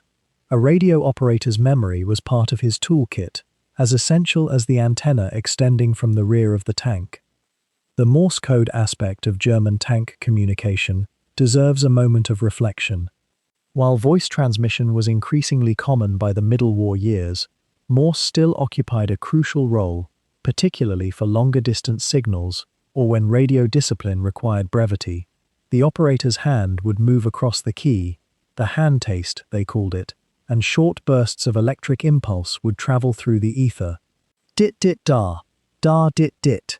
Patterns as old as the telegraph, now sitting inside a 13-ton machine rolling through European countryside. There was something almost peaceful about Morse, if one could find peace in such a profession. The rhythm was hypnotic, repetitive, almost meditative in its simplicity. But the true wonder of tank radio communication lay in the command structure itself, the invisible architecture of coordination. The Panzer Company commander, sitting in his own tank at the head of a column, possessed a radio tuned to a slightly different frequency than the one used internally within his own crew. Through this external net, he might receive orders from the platoon leader, himself receiving orders from the company commander at battalion level, and so on, up through the chain until the signal reached division headquarters, perhaps many kilometers away. Each tank commander, then, existed in two sonic worlds simultaneously, one internal, intimate, limited to 5 men in steel, and one external, broader, connecting him to dozens or hundreds of unseen others. Communication protocols were as rigid as they were necessary. Radio silence was enforced during certain operations, particularly when surprise mattered. An entire column might move for hours with radios only barely warming, operators listening but not transmitting, ears straining for any breaking of that imposed quiet. When movement resumed and transmissions were permitted once more, the discipline did not cease. Every message began with a call sign, perhaps something like Dora 2 or Heinrich 3, simple, memorizable, reducing the risk of confusion. The time and date were included. Abbreviations condensed language into its essential skeleton. The range of these tank radios extended perhaps 2 to 5 kilometers in open country, perhaps considerably less when surrounded by hills or when antenna configuration was poor. This meant that a tank commander might lose contact with higher command while advancing through a valley, and for those stretches of enforced silence, he and his crew operated as an isolated unit, making decisions based on the last known orders and the immediate tactical picture visible through their periscopes and vision blocks. In that isolation lay both freedom and vulnerability. The commander's judgment mattered absolutely. What does it feel like to be a radio operator, one might wonder, enclosed in that mechanical womb, headset growing warm against your skull, fingers occasionally depressing the transmit switch to relay a simple acknowledgement. The equipment itself generated heat, and in summer months the radio set became another source of warmth in an already stifling compartment. Operators reported that the constant background hum of the radio, even in receive mode, seemed almost to blend with the engine's vibration after a time, until one ceased to hear it as external sound and experienced it more as a kind of bodily sensation, a constant gentle thrumming in the bones. The trust placed in these operators was profound, though perhaps not always fully appreciated by the rest of the crew. A single missed transmission, a moment of inattention, a misheard digit in a code sequence could unravel coordinated movements across kilometers. The operator bore responsibility not only for his own survival, but for the synchronized survival of many others. Yet his role remained largely unseen, unglamorous, performed in the shadows of the turret, face illuminated only by the faint glow of dials and indicators. He could not see the landscape passing overhead. He could barely move. His world was reduced to sound, to static and voices, to the careful arrangement of numbers and letters on his kneeboard. As the morning wore on and the column continued its measured advance, the frequency of radio traffic would typically increase, particularly if the division was operating in contested territory. Reports would flow back to company level. Positions confirmed, landmarks passed, fuel states updated. The commander would issue new orders based on information flowing up from ahead, and these orders would cascade back down to the crews lagging in the column behind. It was a constant, gentle circulation of information, like blood moving through veins, keeping the organism of the Panzer Division functioning, aware of itself, coordinated. And through it all, the operator remained patient, attentive, his ear tuned not to drama or excitement, but to the specific quality of each voice on the net, the subtle variations in tone that might indicate whether a transmission came from a commander who was calm and measured, or one whose urgency had begun to creep into his voice. The ear becomes sensitive to such things over time. The operator learns to read between the static, to hear what is said, but also what is held back. The afternoon light had shifted by then, grown thinner and more angular as the column rolled eastward across the open plateau. The loader had settled back into the turret basket, his fingers still slightly tacky from the grease of the breech mechanism, and the driver, whose name was Klaus, though few now bothered with names anymore, kept the throttle steady on a long, almost empty road that wound through fields of late summer grass, neither harvested nor particularly cared for. There was a quality to this kind of advance, a measured patience that most observers would mistake for boredom, but which was in fact a kind of crystalline alertness, a state in which nothing was hurried, yet everything remained noticed. The commander, Hauptsturmführer Dieter, stood in his cupola, with the hatch slid back, his map folded to a section that showed this particular stretch of terrain, rolling country, scattered farms with their roofs long since caved in or stripped for metal, a few copses of birch trees that meant very little tactically, but which he noted anyway, filed them in the catalogue of the landscape that he had learned to maintain in his mind. Behind them, 2 more panzers maintained their interval, perhaps 300 meters back, their tracks raising dust that hung in the still air like a question mark. To his left, across perhaps a kilometer of open ground, the terrain rose slightly before falling away again, and it was this middle distance that his eyes kept returning to, not with urgency, but with the steady, patient attention of a man who understood that contact, when it came, would likely announce itself first as a distant shimmer or an absence where something should be. What precisely constituted that tension, the possibility of contact, was perhaps not as theatrical as one might imagine. There was no quickened breathing, no perceptible change in the crew's movements.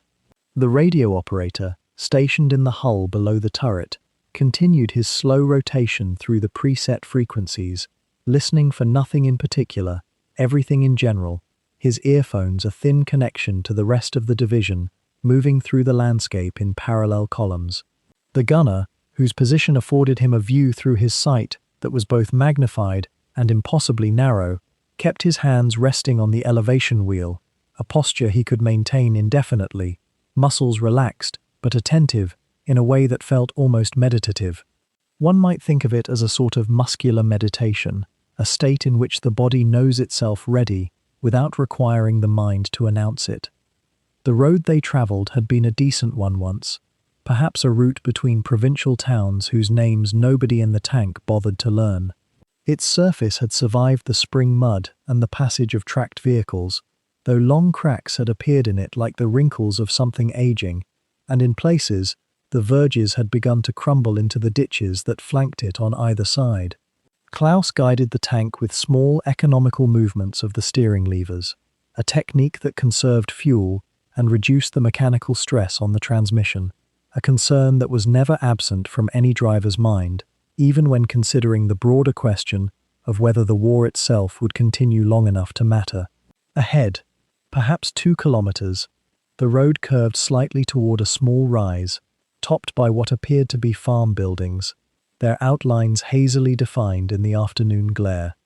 It was Dieter who keyed the intercom first, his voice low and conversational, almost intimate in that way that radio and closed channels allow. He asked Klaus to reduce speed marginally, nothing dramatic, just a small adjustment that would give them perhaps 30 more seconds to respond should something present itself at that rise. There was no spoken rationale. Everyone in the tank understood it. The driver's hands shifted the position of the steering levers, not suddenly but gradually, and the tank's forward motion eased from 40 to perhaps 30 kilometers per hour, the change imperceptible to anyone outside, but noticeable to those within as a slight lightening of the mechanical roar, a fractional reduction in the vibration that traveled continuously up through the floor plates. In this state, in these long, quiet minutes where nothing happened, there existed a kind of peculiar pedagogy, a teaching through absence, the possibility of enemy contact, whether from anti-tank guns positioned on the rise, or from tank formations that might be waiting in dead ground beyond it, was not something that had to be discussed or dramatized. It existed as a kind of atmospheric condition, as real and present as the dust that the engine was slowly pulling through its intake. The entire tank, with its 5 men and its 75 tons of steel, functioned as a single sensing organism, each member contributing a portion of attention to a collective state of readiness that required no emotion, no adrenaline, merely precision and practiced habit. The radio crackled briefly, nothing urgent, merely a report from one of the company's other platoons that they had passed through a village 2 kilometers to the north without incident. Dieter acknowledged this with a brief transmission, his tone unchanged, and then the airwaves settled back into their baseline static, that ever-present white noise that formed the auditory backdrop to all movement. Klaus maintained the slower pace, his eyes fixed on the road ahead and the gentle rise that harbored unknowns, and the landscape continued to move past them, each farm and fence post and distant tree line adding itself to the accumulating mental map that every member of the crew was maintaining in parallel. What exists in these intervals, this is perhaps worth considering gently, as one might consider the nature of waiting itself, is a kind of compressed present moment, where past experience and future possibility become almost inseparable. Every member of this crew had experienced contact before, had felt the crack and flash of incoming fire, had smelled burning oil and cordite, and worse things beyond those. This knowledge sat in their hands and their eyes, and in the small adjustments they made to controls and position, but it did not speak itself aloud. It was, instead, woven into every gesture, every decision, every microsecond of attention that they directed toward the landscape. The rise grew closer, the farm buildings becoming more defined. A window frame was visible now, empty and dark. No smoke, no movement. The gunner's index finger came to rest lightly on the trigger guard, not on the trigger itself, but positioned such that his hand was no more than a fraction of a second away from engagement.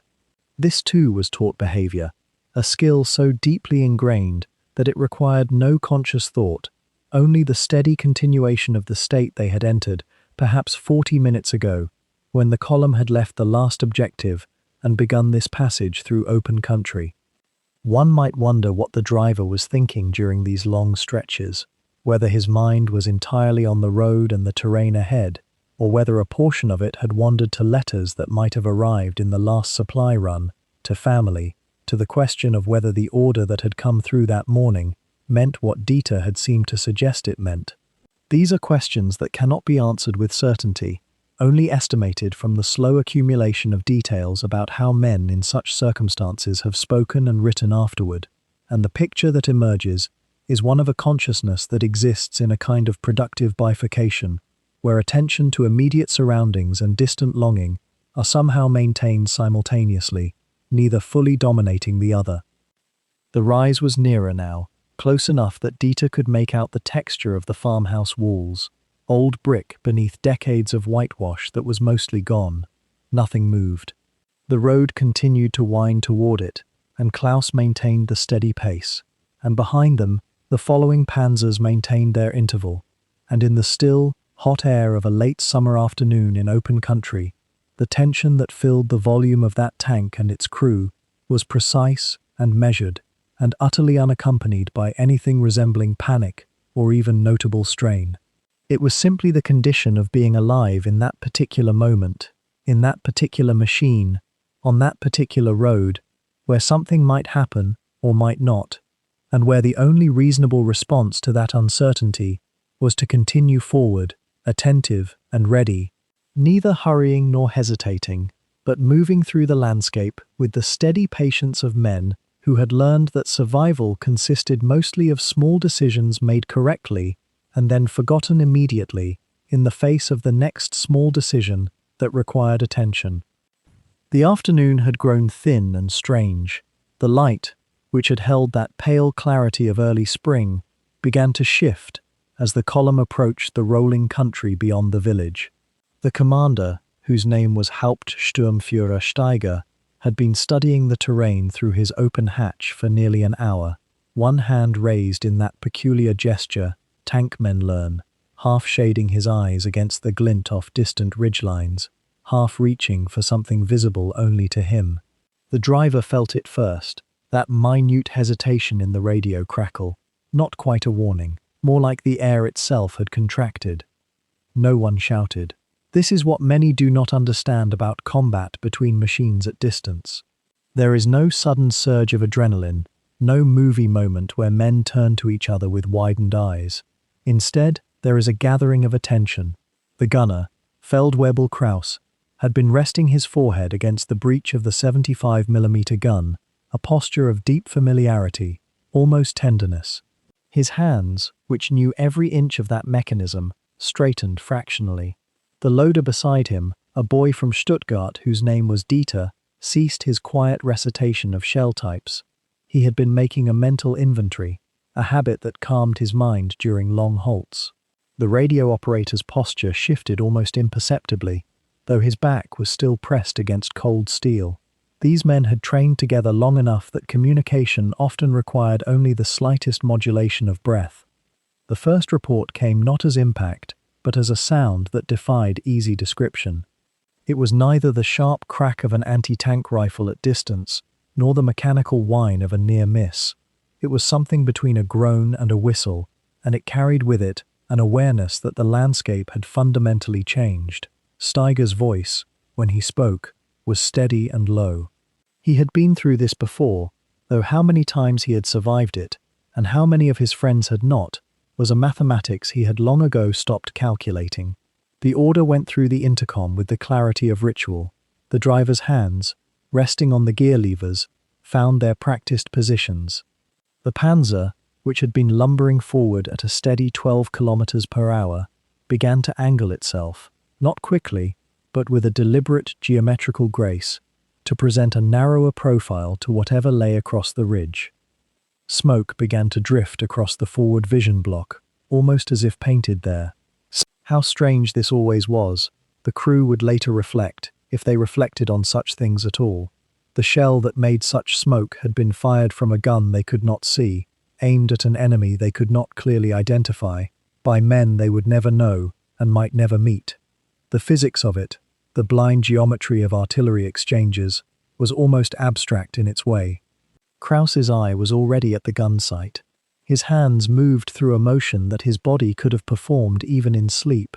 Training had made it so automatic that his conscious mind could remain elsewhere, considering angles, wind, the height of the distant hedgerow where his instruments suggested a muzzle flash had bloomed some seconds before. The shell had already reached them or would miss them. There was no action in the present tense that could alter this fact, and yet the rituals of response unfolded with the precision of ceremony. The commander's voice came again, quieter now, more intimate somehow in the way it traveled through the intercom. He was reading the map against the sound of engines, against the presence of danger that had crystallized into something almost tangible. How does one navigate fear when one is encased in steel? Does the metal protect or confine? The questions form themselves only in the hours after, if at all. In this moment, there was only the choreography that training had written into nerve and sinew. A second impact sounded, but whether it was closer or farther away was impossible to determine with certainty. The Panzer's engine, that great Maybach heart, had shifted into a lower gear without conscious decision. The vehicle was moving again now, but not forward. It was executing what the veterans called a half pivot, a maneuver that would have looked like confusion to an observer, but which made perfect sense to 5 men who understood that presenting one's length to incoming fire was the worst geometry possible. The turret, electrically driven by motors that hummed with almost organic persistence, was rotating. Kraus was calling out his targeting information, in the shorthand they all knew by heart. Range estimate, deflection correction, the nature of the target as much as he could determine from glimpses through the periscope. What happened next required no narration. The gun fired. This is perhaps the most difficult thing to convey about combat within a tank. The sound is not what civilians imagine. It is not the thunder of distant artillery. It is the violent displacement of air in an enclosed metal space, a pressure that seems to flatten all other sensations, a moment where the entire crew experienced the same physical phenomenon, and yet each understood it differently. For Kraus, it was confirmation. For the loader, it was the signal for his next movement, trained and automatic, and already beginning, even as the shell left the breach. For the driver, it was a vibration that ran up through his arms and chest. For the commander, it was information, confirmation that the gun had fired, certainty that they were committed now, that the abstract possibility of harm had become the concrete fact of response. For the radio operator, it was the moment he would be needed to convey their status, their position, their needs, back through the chain of command to whatever higher authority might be listening in the static and encryption of military procedure. The smoke that followed was different from what had preceded it. This smoke came from them, from their own action, and somehow this made it feel less ominous, more manageable. The loader was already reaching for the next round, his movements economical and sure. There was an art to this work that few understood. The ammunition had to be selected correctly, high explosive for soft targets, armor-piercing for vehicles, each shell weighing as much as a human being, each one handled with the deference one might show to something both precious and infinitely dangerous. He moved like a man conducting a piece of music that only he could hear, his body fitting itself into spaces that seemed geometrically impossible, his hands finding things in shadows, his mind calculating weight and angle and the brief window of time in which he could be useful. The commander was scanning with his periscope, looking for the source of the hostile fire. Somewhere in that landscape of fields and hedgerows, another tank crew or an anti-tank gun team was engaged in their own ritual, their own choreography of response. They had also received fire. They had also turned their gun. The mathematics of this exchange was being written in trajectories and timing, in the luck of position and the calculation of trajectory specialists whose training had prepared them for moments that might never come, but which arrived nonetheless, with a kind of terrible inevitability when they did come.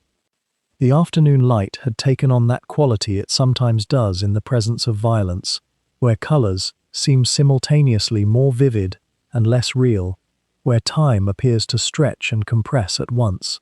The crew, each in their chamber of steel and machinery, had settled into a state of focus that transcended fear. It was not courage exactly, though that word might have been used by those who had never experienced it. It was rather a kind of professional completeness, a sinking into the role one had trained for, a surrender to the procedures that might keep one alive, or might not, but which at least offered the illusion that something deliberate was being done in response to chance. The guns fell silent after perhaps 3 minutes, though no one in the tank would have been able to say for certain how long the exchange had lasted. Time becomes strange in such circumstances. The smoke began to clear gradually, moving across the landscape like a veil being drawn back. The commander remained alert at his hatch, but his posture had changed slightly. The immediate crisis, if it had been a crisis at all, seemed to have passed. Perhaps the other gun crew had decided to relocate. Perhaps they had been suppressed by the Panzer's fire. Perhaps they had been destroyed, though there would be no confirmation of this until later, if at all. War is filled with these uncertainties, these incomplete narratives that soldiers carry with them for the rest of their lives. Around them, the column was reforming. The radio crackled with orders, with status reports, with the dry professional language that men use when they wish to speak about dangerous things, without acknowledging the fear that underlies all such speech. The Panzer began to move forward again, picking up speed as the immediate threat seemed to recede. And yet something had changed in the quality of attention. The crew's fatigue, which had been growing steadily throughout the day, suddenly felt less oppressive. They had crossed a threshold. They had been tested, however briefly. The afternoon was darkening now, the light becoming that strange metallic gold that precedes dusk. The engine fell silent as the Panzer rolled into the lee of a partially collapsed barn, its diesel growl fading to that peculiar ringing quiet that follows machinery's sudden rest.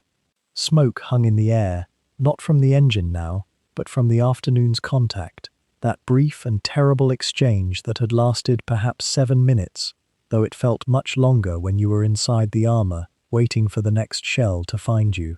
The crew sat for a moment in that stillness, breathing in the dimness of the hull, each man taking stock, not of the world outside, but of the narrow metal world they inhabited, the compartment that smelled now of cordite and hot brass, and something underneath it all, something human and rank, that no amount of ventilation could chase away. The commander was already moving, his head and shoulders emerging through the cupola, his eyes scanning the landscape with that practiced, almost mechanical turn of his head that came from hours of habit and caution. Behind him, the loader released his grip on the ammunition rack with fingers that had gone nearly white from tension, and beside the turret breech, the gunner lowered the gun manually through pure muscle memory, his shoulders already beginning to ache in that deep way that would not pass for hours. There was a single small dent in the mantlet, perhaps 3 centimeters across, where something had struck and glanced and, through some geometry of luck or physics, neither the gunner nor any of them fully understood, had not penetrated. The Panzer had held, the armor had done its work, and they were still alive to see the late afternoon light filtering through the haze of cordite smoke and settling dust. What does a machine ask of a man after such an afternoon? The crew members dropped from their positions one by one, their legs unfolding stiffly, boots touching the earth with a kind of reverence born not of spirituality, but of profound gratitude, that the ground was there to catch them. The driver's arms were trembling slightly, and he rubbed them absently, as if surprised by this small betrayal of his nerves. Hours of steering, hours of responding to barely audible commands through the headset, hours of seeing the world only through vision blocks no larger than a man's fist, would leave anyone hollowed out in some interior way. The commander and the sergeant mechanic, a small man with a weathered face and hands already stained with oil and yesterday's work, circled the Panzer in a kind of ritual inspection that had nothing to do with safety and everything to do with knowing. Where the shell had struck, leaving that small dent, they stopped. The mechanic ran his fingers over it with an almost tender attention, as if reading a message written in metal. He retrieved a hammer and a small block of wood from his kit and began to tap, tapping with a sound like a woodpecker, gradually working the dent outward, not to restore the Panzer to its factory condition. Such perfection was a luxury of peacetime, but to ensure that no sharp interior edges might catch on something or weaken the armor's integrity. The commander stood beside him, smoking a cigarette with the kind of focus that suggested he was not entirely present, that some portion of his mind was still in the sounds and smells of those 7 minutes. The track on the left side required attention. Whether from the contact itself or simply from the rough ground they had crossed, several links were showing signs of wear, the pins beginning to loosen in ways that could, if left unchecked, lead to a catastrophic failure that would leave the Panzer immobilized and vulnerable. 2 crewmen, the loader and the radio operator, set to work with practiced efficiency, using the tools stored in the hull's narrow spaces, adjusting the track tension with careful quarter turns of the adjustment bolts. This was work that belonged to a lower gear of consciousness, work that could be done while thinking of something else, and indeed, the loader's mind seemed to have drifted somewhere toward a letter he had received 3 weeks prior from a girl whose name he could not quite hear in his memory anymore, though he could still summon the scent of the envelope, the way it had arrived in the post with miraculous regularity, despite the chaos of the Eastern Front. Oil levels were checked, the engine blocks still warm enough to require caution, and small amounts of precious lubricant were added, with an almost ceremonial care. Ammunition was counted. They had expended 14 rounds, a mix of armor-piercing and high explosive, and the loader mentally catalogued where the gaps now existed in the racks, where the reserve rounds would need to be redistributed to maintain balance and accessibility. The gun itself required attention, the barrel swabbed and cleaned with materials that smelled of chemicals and necessity, the breech mechanism checked for any sign of damage or misalignment. This work continued as the light began its long descent toward evening, the crew moving with the kind of exhaustion that made each motion seem to take longer than it should, as if they were moving through something thicker than air. Have you ever wondered why men, having survived something terrible, turn immediately to the mundane, to the mechanical, to work that requires no thought? Perhaps it is because the alternative, to sit still and consider what has happened, to fully inhabit the relief and the fear that come in equal measure, is a luxury they cannot afford. Or perhaps it is because machines offer a kind of honesty that people do not. A Panzer asks nothing of its crew except maintenance, care, and attention. It does not ask them to feel anything about what it has just done or what has just been done to it. It offers only the simple, clean problem of how to keep it running. The dent in the mantlet was nearly gone now, the metal once more smooth to the touch, though the sergeant mechanic shook his head slightly, as if aware that such small repairs were merely gestures, ways of asserting control in a situation where control was an illusion. The Panzer itself seemed somehow diminished by the afternoon's experience, though objectively nothing had changed beyond that small dent and the ammunition count. It was as if the machine, having been tested and having passed, carried some invisible mark of having been close to its limits, close to that moment where armor fails and fire enters the compartment and everything changes in the space between one heartbeat and the next. By the time the inspection and repairs were complete, the sun had moved considerably toward the western horizon, and the crew gathered briefly to eat from their rations, tinned meat that bore no relation to any actual animal, hard bread that required substantial chewing, and that same ersatz coffee, now cold but still welcome. They sat not in the barn but on the earth beside the Panzer, as if they did not yet trust being separated from it, as if the machine had become in some essential way an extension of their own bodies, or perhaps they were an extension of its will. Nobody spoke much. There was a kind of peace in this quietness, not the peace of contentment, but the peace of having passed through something and arriving, unexpectedly, on the other side still breathing, still intact in the ways that mattered most. The golden hour had settled over the landscape in that particular way of late autumn, when the sun seemed reluctant to fully leave, hanging just above the distant tree line and painting everything in shades of amber and worn bronze. The column had come to rest in what the men called the lager, a loose circle of vehicles arranged on a gentle slope above a small stream, where the ground held no recent shell scars, and the trees nearby still had enough leaf cover to break the line of the turrets against the sky. It was the kind of light that made you understand why painters spent entire lives trying to capture it, though of course none of the 5 men inside the Panzer were thinking of paintings. They were thinking of fuel, ammunition, and the small ritual of making camp that had become as automatic as breathing. The engine had been silent for perhaps 20 minutes when Hauptgefreiter Kessler, the commander, finally descended from the cupola, his movements stiff from the hours of forward scanning through the periscope. His legs had that particular ache that comes from standing in a swaying metal box for 12 hours, braced against every jolt and turn. He dropped to the hull and felt the warmth still radiating from the armor plating, heat that had built up over the day and would take hours to fully dissipate into the cooling air. Around him, other tanks were settling into their positions like great animals returning to a waterhole, the soft clanking of tools already being drawn from the tool racks, the murmur of tired voices calling out tasks and acknowledgements. To one side, the fueling crew was positioning the large jerry cans on a makeshift trestle table constructed from ammunition boxes and tree branches, their movements efficient but without hurry. There was no emergency now, no observation post to worry about. Evening care of the machine followed patterns that everyone in the crew understood without needing to discuss.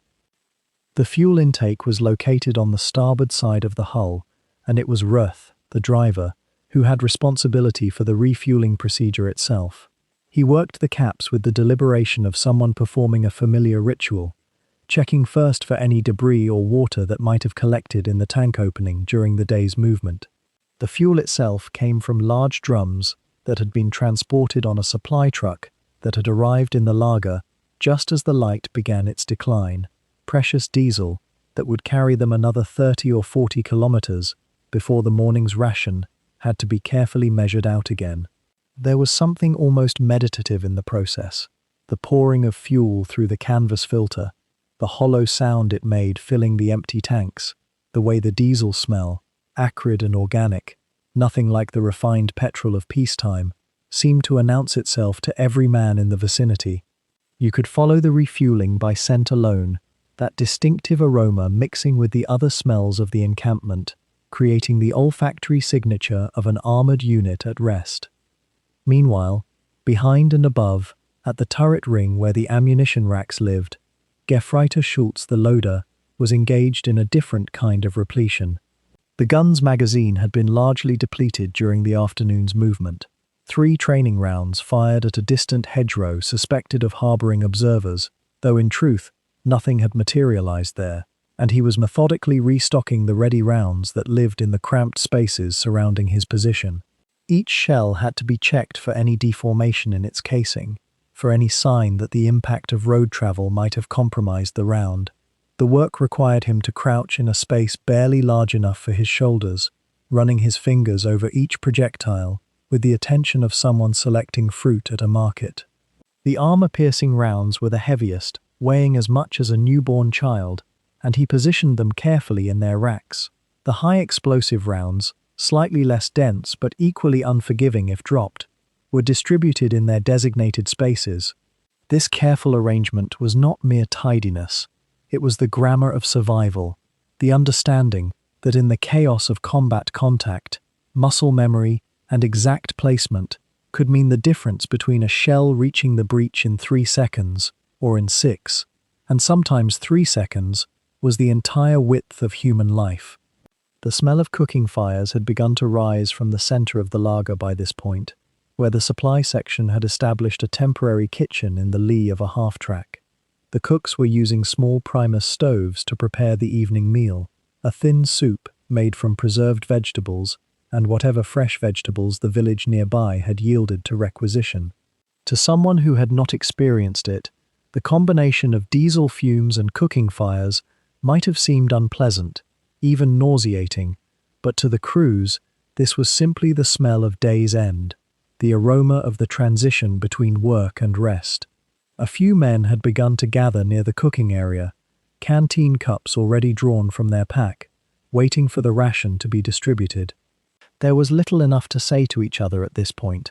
The day had used up the easy conversation, but there was a quiet camaraderie in standing together as the light continued its slow descent, watching the shadows lengthen across the rough grass. The rearming process was more complex than refueling, and it required a certain coordination between Schultz in the turret and Lieutenant Hoffmann, the senior NCO responsible for the ammunition supply for this particular vehicle's section. The remaining rounds from the day's carry had to be accounted for, logged in the ammunition ledger that was maintained with obsessive precision. Every round fired was recorded, along with the time it was expended and the location from which it was fired. This record would be checked by the platoon sergeant and eventually would feed into the larger picture of ammunition consumption across the division, information that allowed supply planners to predict how much would need to be brought forward tomorrow. It was the kind of invisible accounting that kept an army moving, the paperwork that lived in the background of every soldier's day, but which most men never really thought about. Hoffmann knew, though. He understood that this ledger was as important as the gun itself, that a miscounting of ammunition could cascade through the supply chain and leave vehicles short of rounds when they were needed. The light had deepened now to a rich orange gold that seemed to emanate from the clouds themselves rather than the sun they concealed. The truck carrying ammunition for distribution had pulled into the lager perhaps an hour before, and now the careful work of selecting which rounds would be brought forward for the next day's movement was underway.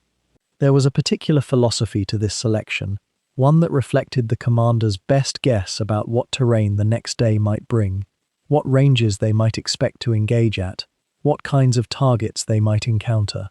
If the intelligence suggested open country and long-range tank-on-tank combat, the selection would favor the armor-piercing rounds, their heavy, dense penetrators optimized for punching through steel plate at distance. If the forecast suggested close country with infantry support, the high-explosive shells would be loaded in greater proportion, their blast effect more useful against soft targets and fortified positions. It was a calculus performed dozens of times each day across the armored divisions.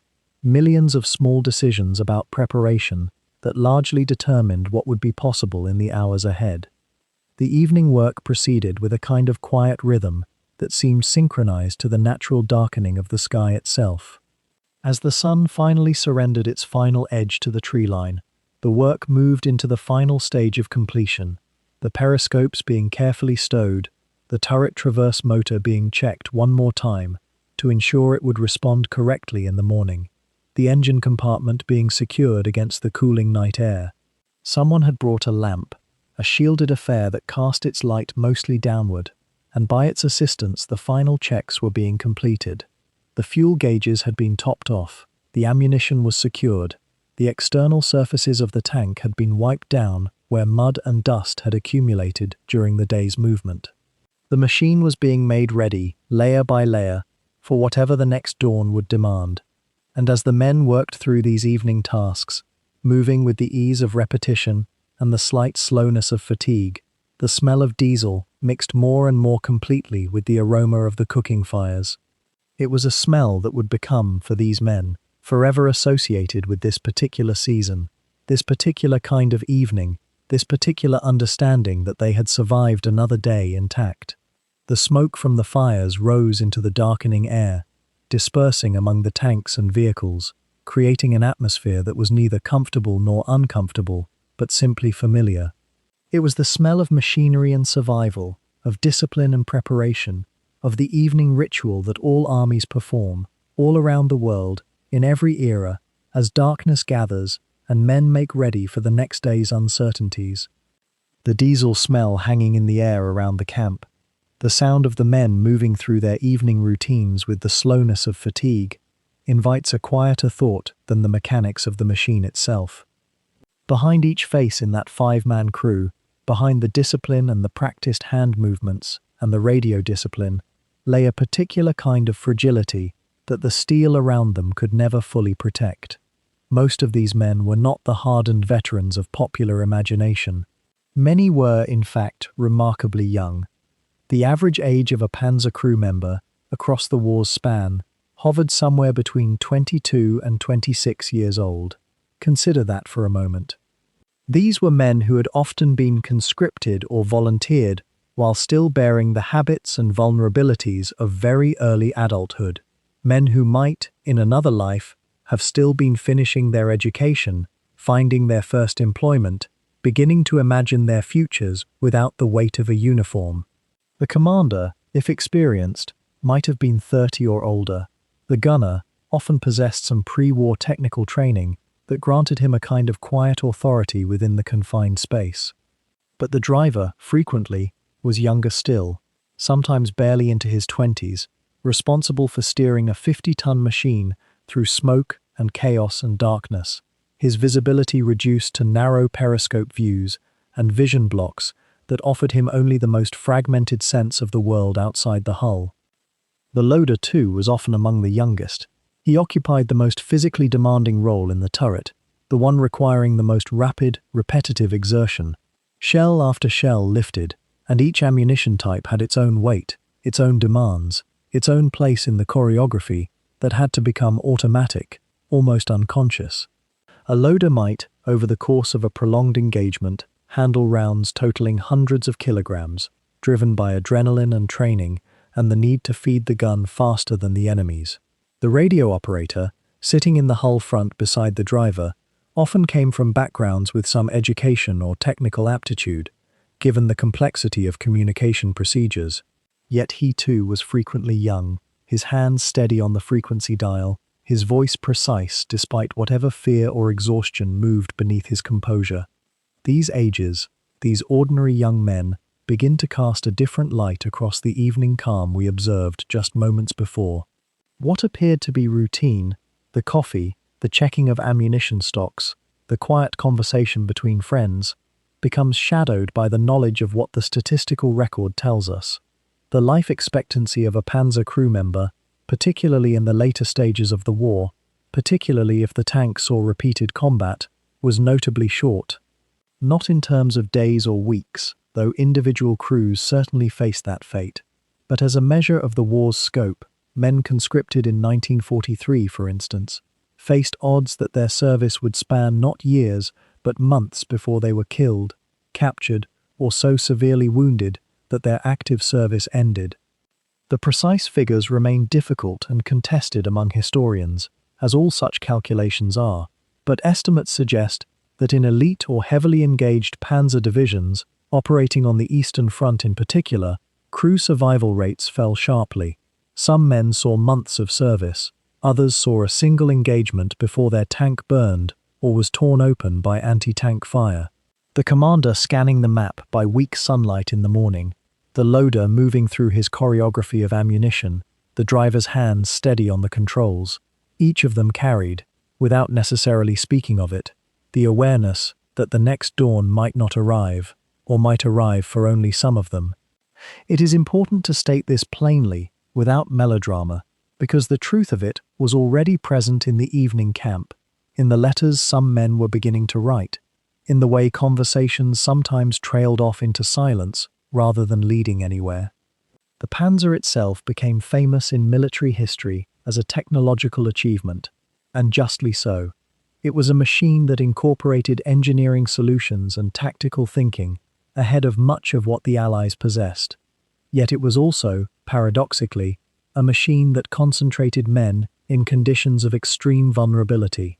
5 bodies in a space roughly the size of a small bedroom, moving across a landscape where every hilltop, every tree line, every village held the possibility of hidden anti-tank guns.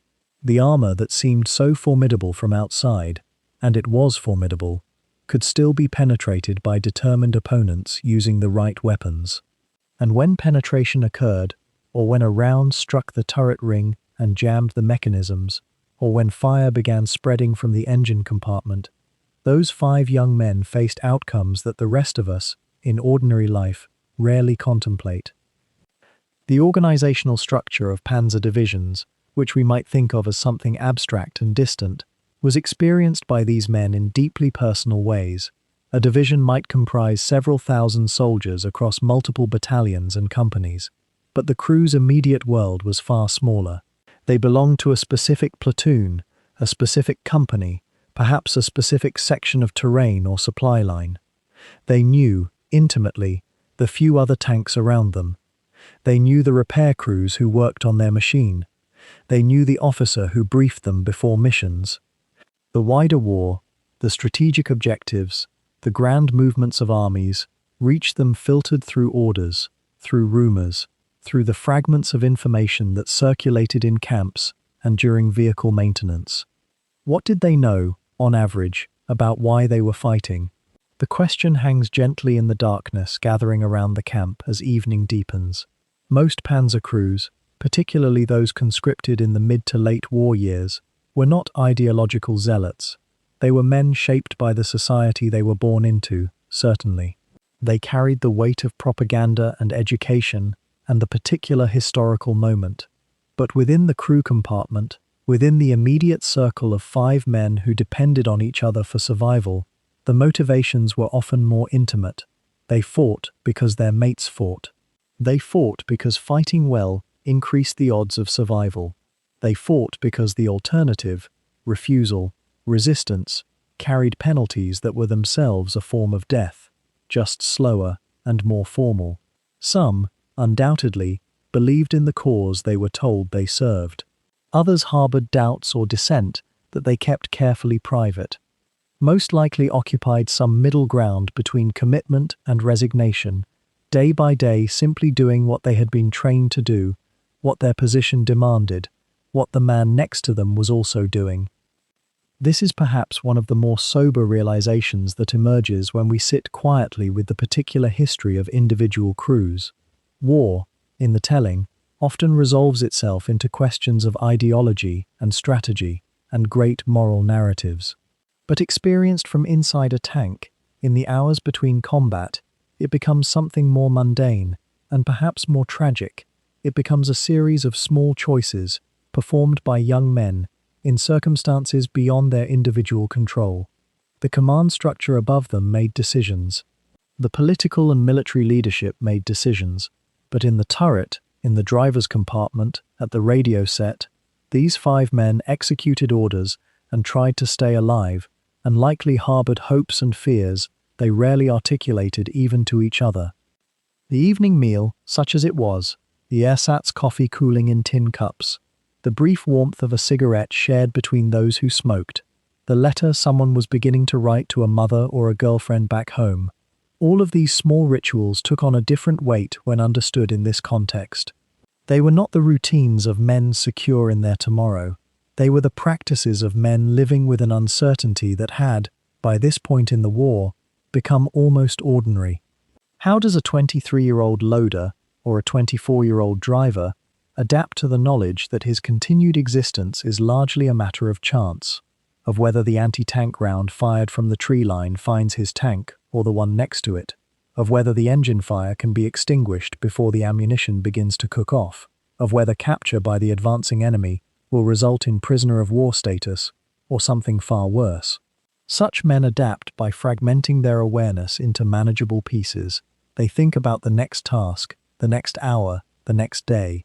They do not, generally, allow themselves to think too far beyond that horizon, because the mathematics of survival probability, if examined too closely, becomes paralyzing. And yet the record of their letters, the few diaries that survived the war, the accounts given by survivors in later interviews, suggests that beneath this compartmentalization, the larger reality did press upon them. There is a tenderness sometimes detectable in their words, a reaching back toward a former life or a hoped-for future, a kind of ache that comes through, even in the most factual recounting. Men wrote home about specific things they missed: a mother's cooking, the sound of a particular river, the face of someone they loved. That these were not the musings of men at peace or men convinced of their purpose. These were the attempts of the young and displaced to maintain a thread of connection to a world that felt increasingly distant and increasingly unlikely to receive them back. The organization of crew rotation, or the lack of it, added another dimension to this reality. Once a man was assigned to a tank crew, he generally remained with that crew unless killed, wounded, or transferred. This could mean years of shared experience, which created a bond of profound depth, or it could mean weeks of increasing desperation before the tank and crew were destroyed in combat. Different men responded differently. Some developed a kind of fatalism that allowed them to function despite the odds. Others clung more desperately to routines and small hopes. Still others seemed to narrow into a kind of mechanical competence, their humanity retreating inward where it might be protected from the reality outside the hull. What the statistics do not fully capture is the accumulation of small griefs and losses that each crew member experienced across months or years of service. A friend from their basic training company killed at a different front. A familiar tank from their platoon disappearing after a mission and never returning. The radio operator who was replaced because he had suffered a complete nervous breakdown and could no longer function. The gradual wearing down of physical and mental reserves that came with living under such conditions. Most of these men, if they survived the war at all, would carry the marks of it for the rest of their lives, and many would not survive. They would instead become statistics themselves. So many thousand dead, so many thousand wounded, so many thousand missing in action, their bodies resting in forests and fields and mass graves across a continent. As the darkness deepens around the camp, as the men settle into the routines of evening and the early sleep that would be interrupted by guard duty and watches, this wider context surrounds them, like the mist that curls through the trees around the tank harbors. They do not, in this moment, know that they will or will not survive the next day, the next bolt.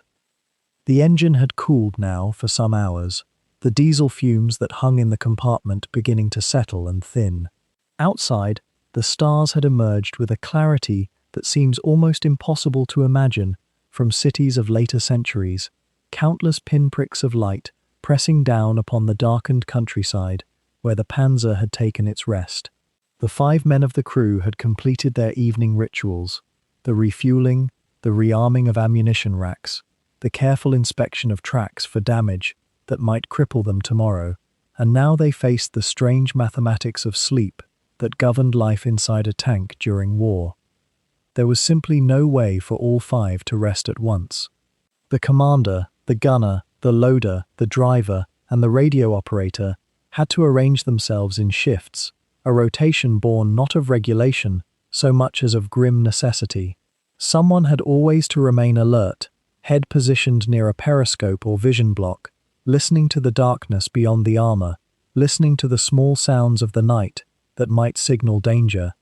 And so they fell into a pattern that had become familiar over weeks or months of campaigning. 2 hours of watch, then a small window of unconscious reprieve, the cycle turning through the hours until dawn crept back across the horizon. The first watch fell to the commander tonight, the man responsible for the entire machine and its crew. He sat in the turret, his upper body emerging slightly into the cool air, one hand resting on the traverse mechanism of the gun in case speed became necessary. There was comfort in this position, a certain clarity that came with open air and responsibility. The rest of the crew arranged themselves below like pieces in a puzzle designed by exhaustion and necessity. The driver stretched himself along the narrow bench that served as his rest space, his legs bent awkwardly, his boots still damp from the day's exertions. The loader lay curled on his side near the ammunition racks, his body conforming to the irregular metal landscape as if born to it. The gunner had claimed the spot beneath the gun breech, a curved metal saddle that offered at least the illusion of support for his spine. The radio operator, perhaps the most restless of the five, found what sleep he could, in a sitting position, against the left hull, his headphones draped around his neck like a second thought. It was in these night hours that the peculiar intimacy of the tank became most apparent. 5 men shared roughly the volume of a modern bedroom, a space so confined that in the darkness each could hear the breathing of the others, the small shifting of bodies seeking impossible comfort, the occasional cough or sigh that spoke to a fatigue too deep for easy remedy. There was no privacy here, no space for the interior life to retreat into solitude. The boundaries between self and crew had long since dissolved into something more complex, a collective entity that moved and rested as a single organism within steel walls. The loader's dreams, such as they were in this half-sleep state, ran often to his mother's kitchen and the smell of fresh bread, a sensory memory so vivid that sometimes he woke believing he had somehow traveled backward in time. The driver's mind, even in rest, kept working the gears and angles of the terrain they had covered, his hands making small unconscious movements as if still gripping the steering levers. The gunner occasionally muttered in his sleep, technical instructions or corrections that meant nothing in the quiet darkness, but spoke to the conditioning that had been poured into his consciousness through weeks of drills and combat scenarios.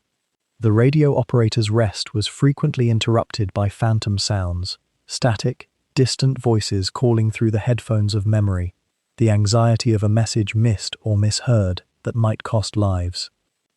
2 hours stretched and compressed in the peculiar way of night hours, the commander remained awake in his turret, scanning the landscape through intermittent patches of starlight, though there was nothing to scan, nothing to anticipate but the arrival of the next watch.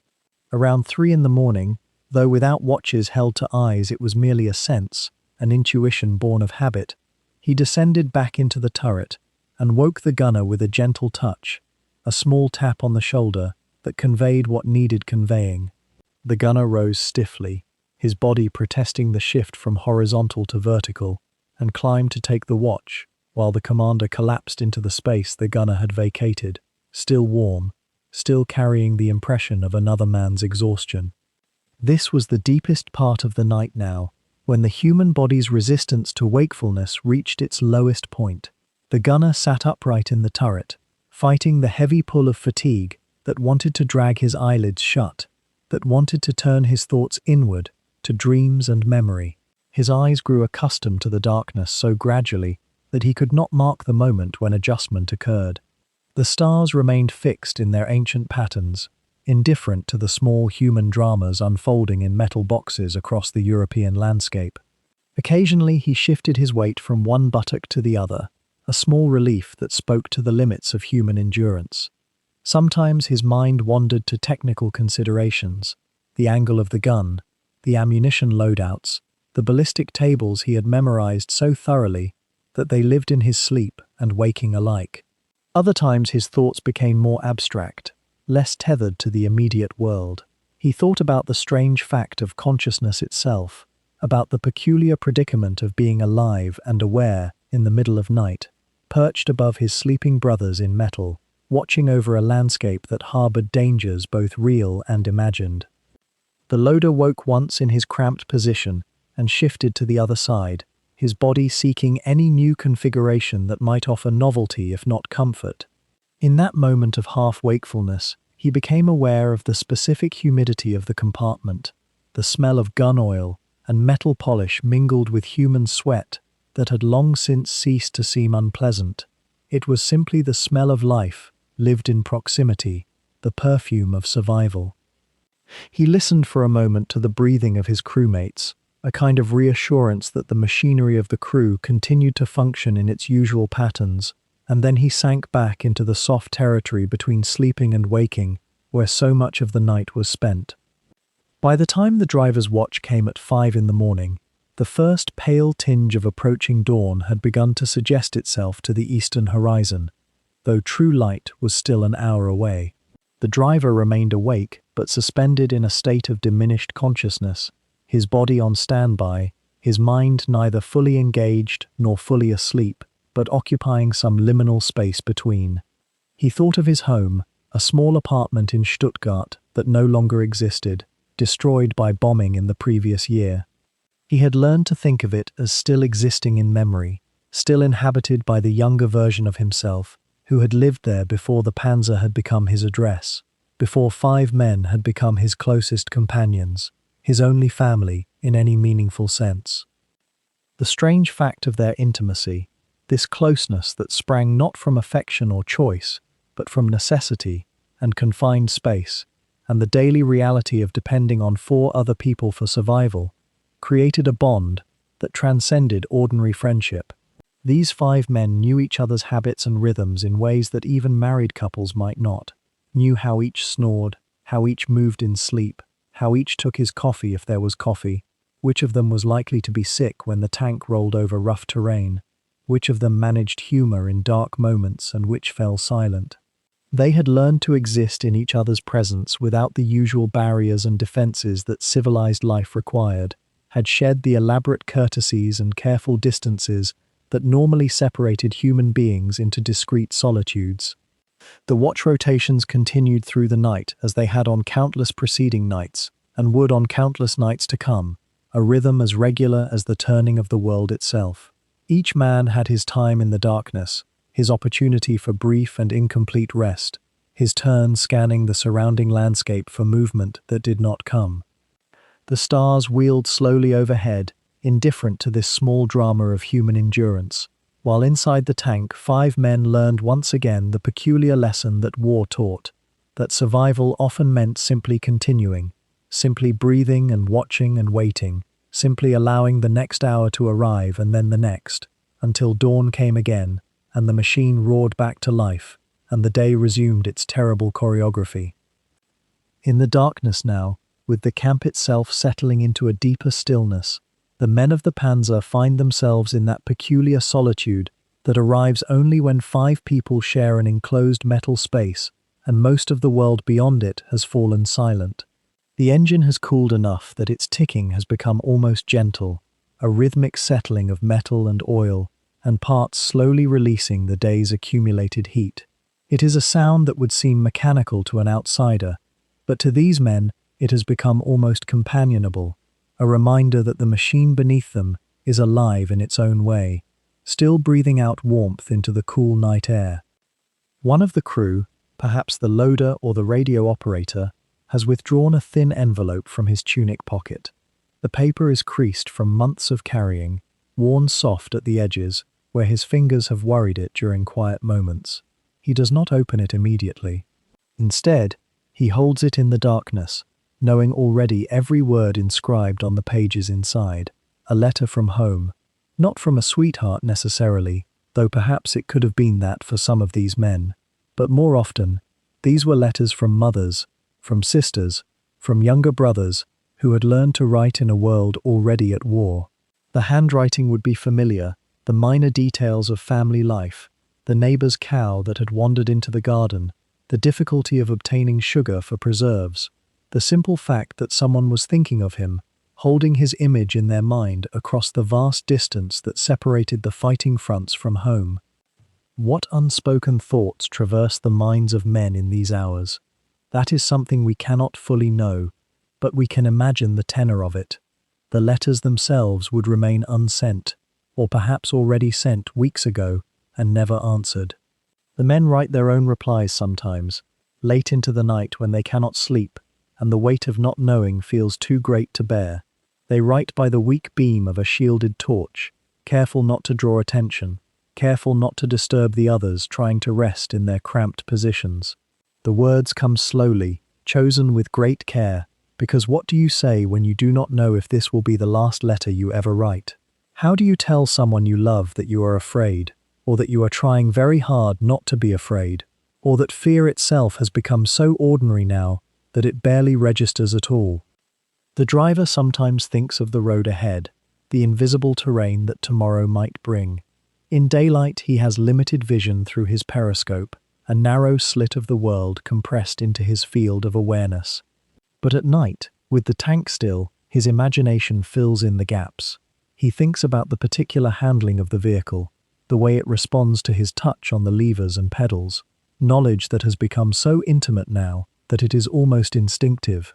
He knows this machine as an extension of his own body, knows where it is heavy and where it moves light, knows which gear will engage with a smooth mechanical whisper and which will grind if he shifts even a fraction too quickly. But there is something else he thinks about too, something he may never speak aloud, the question of whether this machine will hold, whether the Maybach engine will turn one more time tomorrow, whether the transmission will respond. These thoughts do not come from fear exactly, but from the simple mathematics of mechanical systems pushed to their limits, day after day, in conditions never quite ideal. The commander lies in his confined space, a geography of metal and shadow so familiar now that he could navigate it blind. Above his head, barely inches away, is the turret ring, the great rotating mechanism that connects the gun to the chassis. He is thinking, perhaps, of the map he studied this afternoon, the pencil marks indicating objectives that may or may not still be valid by morning. The chain of command that connects him to forces unseen, voices crackling through radio static, with orders that arrive as fragments, incomplete pictures of a situation constantly in flux. He carries a responsibility that the others do not quite carry in the same way, the weight of decisions about direction and timing and when to fire. But at night, with the turret still and the gun pointing neutrally forward, he thinks instead of his family's apartment in Berlin, before the war remade the world into something else. He thinks of his father, a veteran of another war, the careful way the old man had looked at him when he enlisted, saying nothing, as if silence itself was a form of blessing, or warning, or perhaps both at once. The loader considers ammunition with the particular intimacy of someone who has handled every round that feeds this gun. He can identify each type by weight and shape, and the specific resistance it presents when he slides it into the breech. The heat-hardened steel has a certain temperature, a particular smoothness. He knows which shells carry explosive charges and which are solid armor-piercing rounds designed to punch through metal. But now, in the darkness, he is not thinking about their lethal purpose so much as about the strange trust involved, the choreography of feed and fire that requires perfect coordination between 5 minds and 10 hands working in concert. There is something almost meditative in the repetition of it, something that becomes like prayer if you think about it long enough in the dark hours. The radio operator sits in his small compartment with the earpieces hanging loose around his neck, the hum of the equipment muted now, but still emanating a kind of electronic presence in the darkness. He has been listening all day to the crackle and burst of signals, decoding messages, relaying information, his fingers moving across keys and dials in patterns that have become second nature. Now, in the quiet, he is aware of how isolated he is, more than the others perhaps. He has been connecting voices across distance, maintaining the invisible threads that hold the unit together, even as he himself sits alone in his small metal box. What does the radio operator think about in those long hours when the frequencies have gone quiet? Perhaps he thinks about all the words that have passed through his hands, all the information compressed into coded bursts, all the human voices rendered down to electrical signals. Perhaps he thinks about what messages might come in the night, which would mean immediate waking, immediate alertness, the emergency state that means something has begun. The Maybach engine continues its slow cooling, the ticking sound becoming more pronounced as the metal contracts. These are small pops and clicks, the language of a machine settling into night rest. It is not silence, but a kind of diminished noise, a background hum that has become so constant that the men have largely stopped hearing it consciously. And yet it is still there, a reminder that they are inside an engine of war, a tool designed for specific and destructive purposes, and that in sleep they remain inseparable from it. What happens to the mind when it dwells in such spaces, when the boundary between self and machine becomes so permeable? We might wonder if the men dream of armor and tracks and the great gun's recoil, or if their sleeping minds carry them instead to other places entirely, to civilian landscapes they half remember from before, to faces they worry they might forget if they think of them too often. Sleep here would be fragmented, never quite complete. One of them is always partially awake, ears attuned to any change in the engine's tone or the camp's mood. The watch rotates every few hours, restless and cold, a kind of half-sleep that is barely restful at all. The hours past midnight move as they always do in a stationary camp, without the marking of the clock face, without the urgency that a rolling column carries. The Panzer sits in silence now, its engine long since cooled, the metal of its hull contracting minutely in the dropping temperature, small creaks and sighs that only those sleeping nearby might hear. The 5 men are dispersed according to the rotation they've kept for weeks now, a discipline so ingrained it requires no discussion. 2 sleep in the crew compartment, their bodies folded into spaces never designed for comfort, wrapped in grey wool blankets that smell of diesel and sweat, and the peculiar staleness of men who haven't been far from this machine in days. The commander rests his head against the radio operator's shoulder in the darkness, both of them arranged on ammunition boxes, with a kind of practiced resignation. The driver sleeps outside beneath a canvas tarpaulin, stretched between the tank's side and a nearby pine, his dreams likely still full of gear shifts and juddering tracks, muscles twitching with phantom steering corrections, even as his conscious mind surrenders to exhaustion. The radio operator, on watch now, sits with headphones resting loosely around his neck, eyes occasionally scanning the darkness beyond the perimeter, though there is nothing but the faint crackle of static and the breathing of sleeping men to fill the air. Mist begins to gather again as the night deepens, the way it did on the previous evening and the evening before that, a rhythm as old as the land itself, indifferent to whether it conceals tanks or villages or only grass. It rises from the damp earth where the Panzer rests, curling upward like smoke from a fire that burned out hours ago.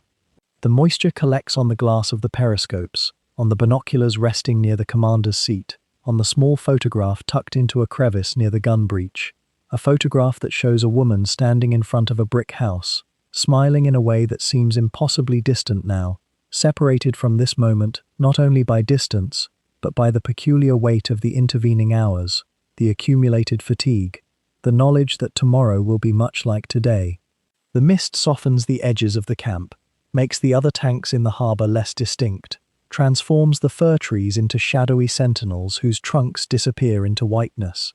It is beautiful in a way that war obscures for most of its duration, a moment of quietness when the machinery of conflict allows for something else to assert itself, not peace exactly, but a temporary absence of its opposite.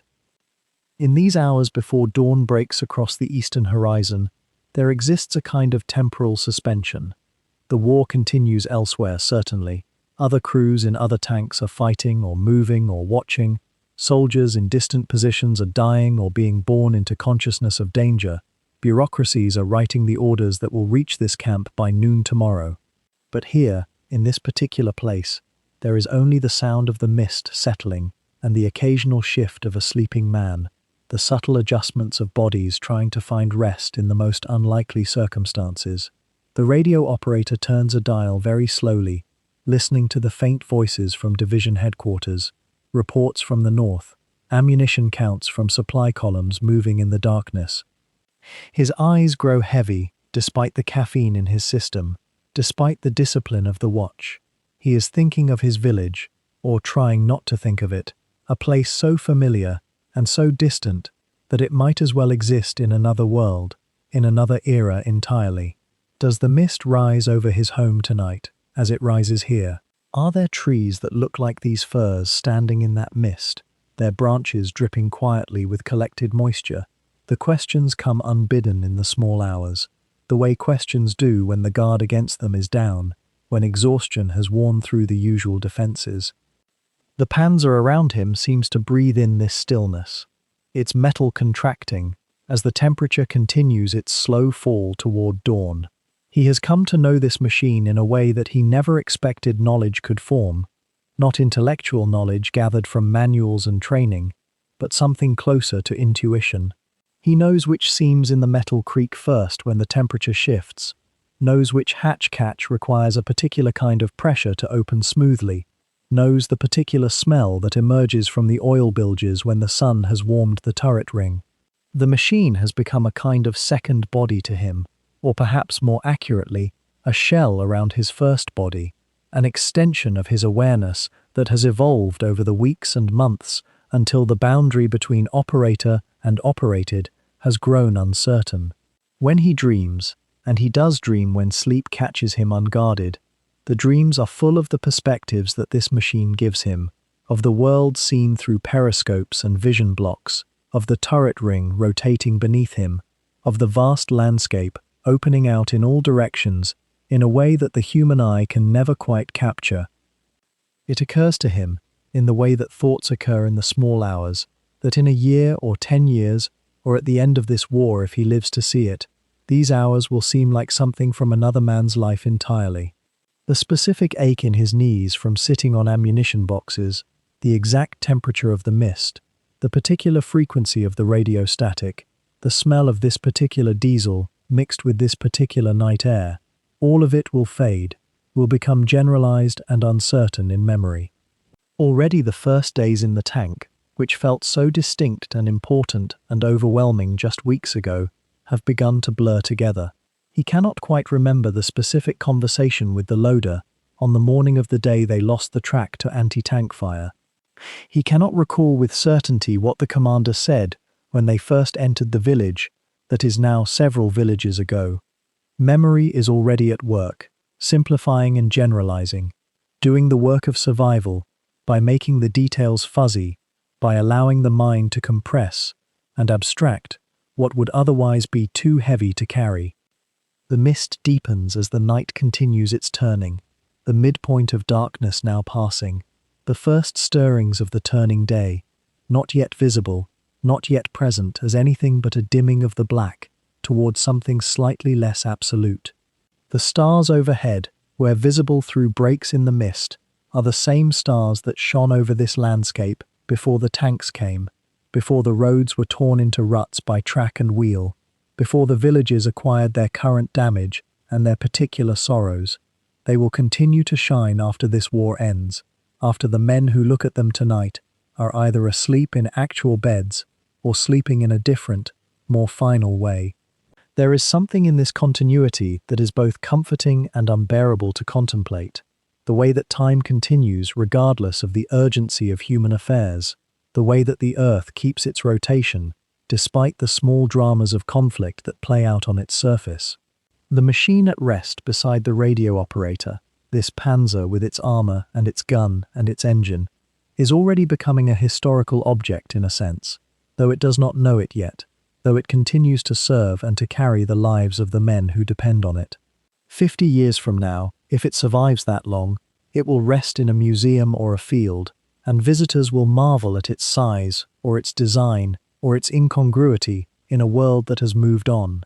But now, in this moment, it is still vital and present, and full of the lives that depend on it, and that too will fade eventually into the simplified stories that museums tell.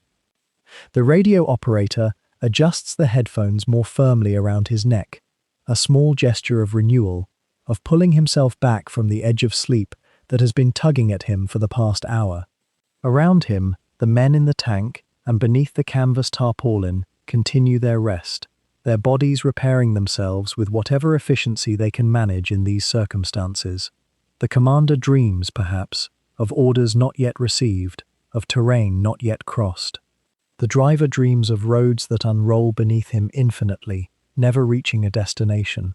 The loader dreams of the weight of shells, of the choreography of the gun, of his hands moving in patterns so repeated that they have become like breathing, like the beating of his heart, involuntary and necessary. The gunner sleeps without dreams, the particular mercy of the utterly exhausted who have passed through fatigue to a kind of unconsciousness, beyond the usual workings of the mind. And slowly, almost imperceptibly at first, the black of the night begins its transformation. It is not yet light, not by any clock's measurement, but something in the quality of the darkness begins to change, a subtlest warming at the edge of the eastern sky that only someone who has spent many nights watching for dawn could detect.